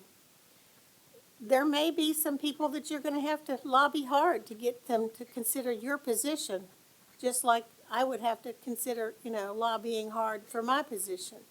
But being that I'm in favor of public schools, I don't think I'll change my mind. Ms. Manning. Can I suggest that we move on to the next topic, since we have staff here waiting to brief us on important items that aren't political in nature? Well, this was an agenda item brought forward by the legislative committee that asked for discussion, and in fairness, that's what the board did. And so, seeing no other hands raised, we will move on to the consent agenda. Tonight, on the consent agenda, we have the following: the Juneteenth resolution, the division-wide literacy plan, the elementary school playground equipment upgrade, and the Bayside Middle School Foundation Repair Phase 1. Are there any objections to the school board voting on the consent agenda items? All right, seeing none, I call for a motion to approve all of the items on the consent agenda as presented. Motion made by Ms. Brown, seconded by Ms. Kendrick. Okay, at this time, I turn it over to whoever is reading the Juneteenth resolution. Good evening. Resolution Juneteenth, June 2024, whereas Juneteenth commemorates the day freedom was proclaimed to all enslaved people in the South by the Union General Gordon Granger, who arrived in Galveston, Texas, proclaiming the authority of the United States over Texas in the name of then President Andrew Johnson on June 19, 1865. More than 2.5 years after signing the Emancipation Proclamation by President Abraham Lincoln, and whereas not caring so much to which day of freedom had come as to the fact it had come, the freed men and women referred to this day as Juneteenth, which provides the historical reference for Juneteenth National Freedom Day, also known as Emancipation Day, Emancipation Celebration, and Freedom Day to commemorate the June 19th, 1865 announcement of the abolition of slavery to the state of Texas, and in general, the emancipation of enslaved African Americans throughout the Confederacy. And whereas Americans of all ethnic backgrounds, creeds, cultures, and religions share in a common love of and the respect for freedom, as well as a determination to protect their right to freedom, the freedom to choose a life direction, manner of earning a livelihood, and creating a community in which a free people live with dignity. And whereas, although remembering and celebrating Juneteenth promotes the unique lived experience, plight, and persistence of African American, African, and Black peoples, it also provides an opportunity for those not of this demographic to seek knowledge and awareness, obtain skills necessary to interact and communicate in a global society, and to learn from the past to better serve all current and future generations. Now, therefore, be it resolved that the school board of the City of Virginia Beach observes Juneteenth and other months of cultural remembrance as the first step to acknowledging our core values and commitments to advance educational equity, cultural competence, and accountability, and be it further resolved that a copy of this resolution be spread across the official minutes of this board, adopted by the School Board of the City of Virginia Beach this day, 28th day of May, 2024. Thank you. Division-wide literacy plan. Point of order, Madam Chair. Yes. Uh, We're going to vote. We're gonna vote, okay. Yep. I'm just reminding, division-wide literacy plan, elementary school playground equipment upgrade, Bayside Middle School Foundation repair, Phase 1. Motion again was made by Ms. Brown, seconded by Ms. Kendrick. The voting board is open.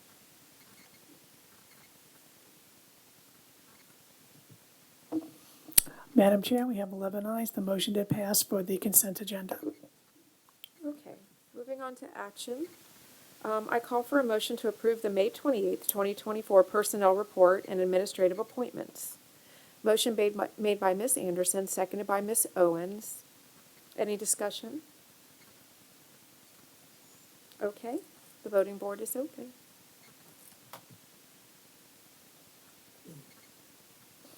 So, Madam Chair, we have 8 ayes and 3 nays. The motion did pass. Thank you. Dr. Robertson, are there any administrative appointments this evening? There is, thank you. Tonight we have one appointment, Melissa Disher, Currently a teacher at First Colonial High School, and we're pleased that you've accepted our recommendation for her to be the next coordinator of the Legal Studies Academy at First Colonial High School.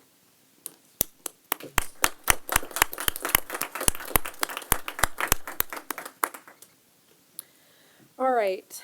Item B, the federal grant applications. I call for a motion to approve the administration's intent to apply for the following federal grants for the 24-25 school year. Title I, Part A, improving the academic achievement of the disadvantaged, improving basic programs operated by local educational agencies. Title I, Part D, improving the academic achievement of the disadvantaged, prevention and intervention programs for children and youth who are neglected, delinquent, or at risk. Title II, Part A, preparing, training, and recruiting high-quality teachers and principals, Teacher and Principal Training and Recruiting Fund. Title III, Part A, language instruction for English learners and immigrant students. And Title IV, Part A, student support and academic enrichment grants. Motion made by Ms. Brown, seconded by Ms. Owens. Any discussion? The voting board is open. Madam Chair, we have 11 ayes. The motion did pass for the federal grant applications. Okay. In addition, we have the revised general fee schedule for 24-25. I call for a motion to approve the revised fiscal year 24-25 general fee schedule as presented, including the rates for student fees for optional ancillary services or activities. Motion made by Ms. Anderson, seconded by Ms. Kendrick. Any discussion? The voting board is open.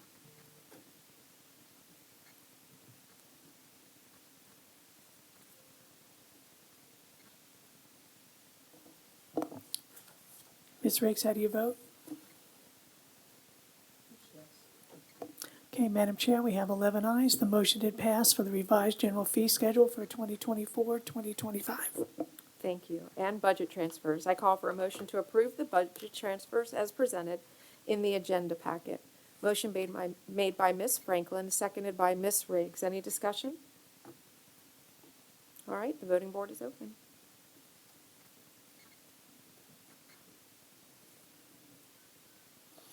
Madam Chair, we have 11 ayes, so the motion did pass for the budget transfers. Thank you. Does anybody have any committee, organization, or board reports this evening? I meant to ask this, so Ms. Owens, the SEAC committee, which I was able to attend early May, they had requested, I guess, the schedule, is there a formal schedule for PRC? Because they said that sometimes the dates get moved, and it's difficult for them to make sure that they can make it there, so. Yeah, we have been choosing dates at the end of each meeting. However, we have a schedule that we are going to be working from. I gave it to the PRC members last meeting. They're going to take a look at it, report back if any of those dates are problematic, and then Okay. we should be able to publish for the rest of the year. Oh, perfect. Okay, Yes. well, thank you. That was one of the requests from SEAC, and that's just one I would make sure that we addressed. Oh, I love Thank when we you. can grant a wish. Good, thank you. Okay, so we do have a number of closed sessions that we need to address. And so at this point, Madam Vice Chair, would you please read us into close? Okay. I move that the school board recess into closed session in accordance with the exceptions to open meetings law set forth in Code of Virginia 2.2-3711, Part A, Paragraph 1, 2, 7, and 8, as amended to deliberate on the following matters. 1, discussion, consideration, or interviews of prospective candidates for employment, assignment, appointment, promotion, performance, demotion, salaries, disciplining, or resignation of specific public officers, appointees, or employees of any public body, and evaluation of performance of departments or schools of public institutions of higher education where such evaluation will necessarily involve discussion of the performance of specific individuals. 2, discussion or consideration of admission or disciplinary matters or any matters that would involve the disclosure of information contained in a scholastic record concerning any student of any public institution of higher education in the Commonwealth or any state school system. However, any such student, legal counsel, and if the student is a minor, the student's parents or a legal guardian shall be permitted to be present during the taking of testimony or presentation of evidence at a closed meeting if such students, parents, or guardians so request in writing and such request is submitted to the presiding officer of the appropriate board. 7, consultation with legal counsel and briefings by staff members or consultants pertaining to actual probable litigation where such consultation or briefing in open meeting would adversely affect the negotiating or litigating posture of the public body. For the purposes of this subdivision, probable litigation means litigation that has been specifically threatened or on which the public body or its legal counsel has a reasonable basis to believe will be commenced by or against a known party. Nothing in this subdivision shall be construed to permit the closure of a meeting merely because an attorney representing the public body is in attendance or is consulted on a matter. 8, consultation with legal counsel employed or retained by a public body regarding specific legal matters requiring the provision of legal advice by such counsel. Nothing in this subdivision shall be construed to permit the closure of a meeting merely because an attorney representing the public body is in attendance or is consulted on a matter. Namely, to discuss A, superintendent's contract and/or evaluation, B, status of student-related cases, C, Old Donation School 2024-25 options, discussion with legal counsel, D, status of pending litigation or administrative cases, E, consultation with legal counsel regarding probable litigation and pending litigation matters. All right, motion was made by Ms. Franklin, seconded by,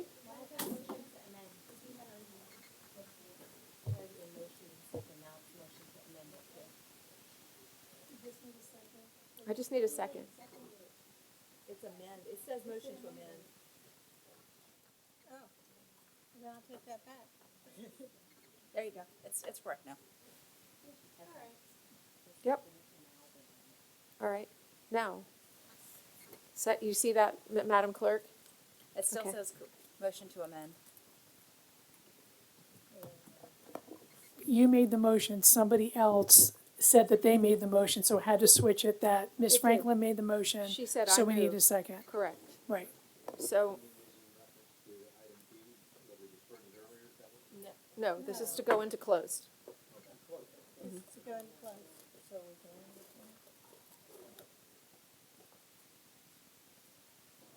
Okay, so Madam Chair, we have 8 ayes and 3 nays to go into closed. Does that mean you guys are leaving? I'm not sitting through a meeting that I don't think should be taking place. I should start doing that. Man, I'd be going up and leaving them all. Well, I'll be in the hall, so when you guys are talking. But anytime I don't agree with something, yeah, I'd be gone all the time. Should be closed.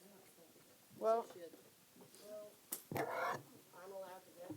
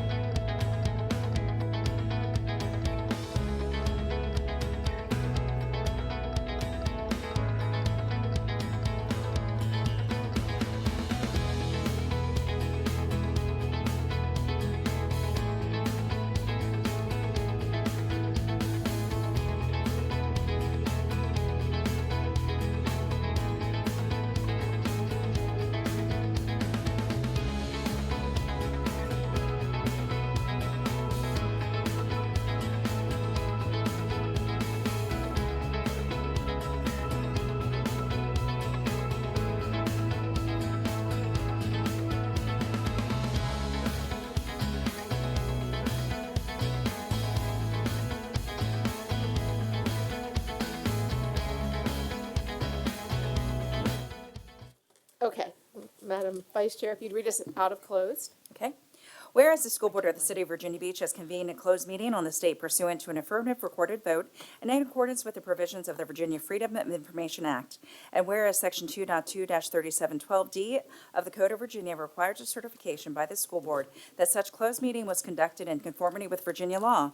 Now therefore be it resolved that the School Board of the City of Virginia Beach hereby certifies that, to the best of each member's knowledge, 1, only public business matters lawfully exempted from open meeting requirements by Virginia law were discussed in the closed meeting to which this certification applies, and 2, only such public business matters as were identified in the motion by which the closed meeting was convened were heard, discussed, or considered. Thank you. Motion made by Mr. Callen, seconded by Ms. Owens. And I'm going to abstain because I missed a significant portion of the session. Thank you. Okay. Any other discussion? Voting board is open. I have to vote by hand.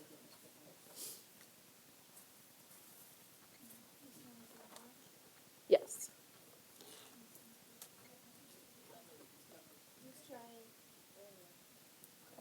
So, Madam Chair, we have 8 ayes and 1 abstention for the certification of close, so the motion did pass. Thank you. And one last item of business.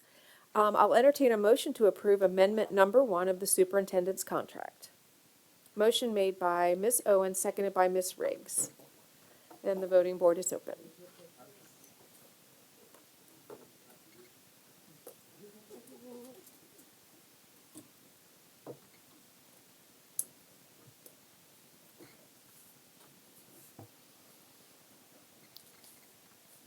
Aye. And Mr. Culpepper, how do you vote?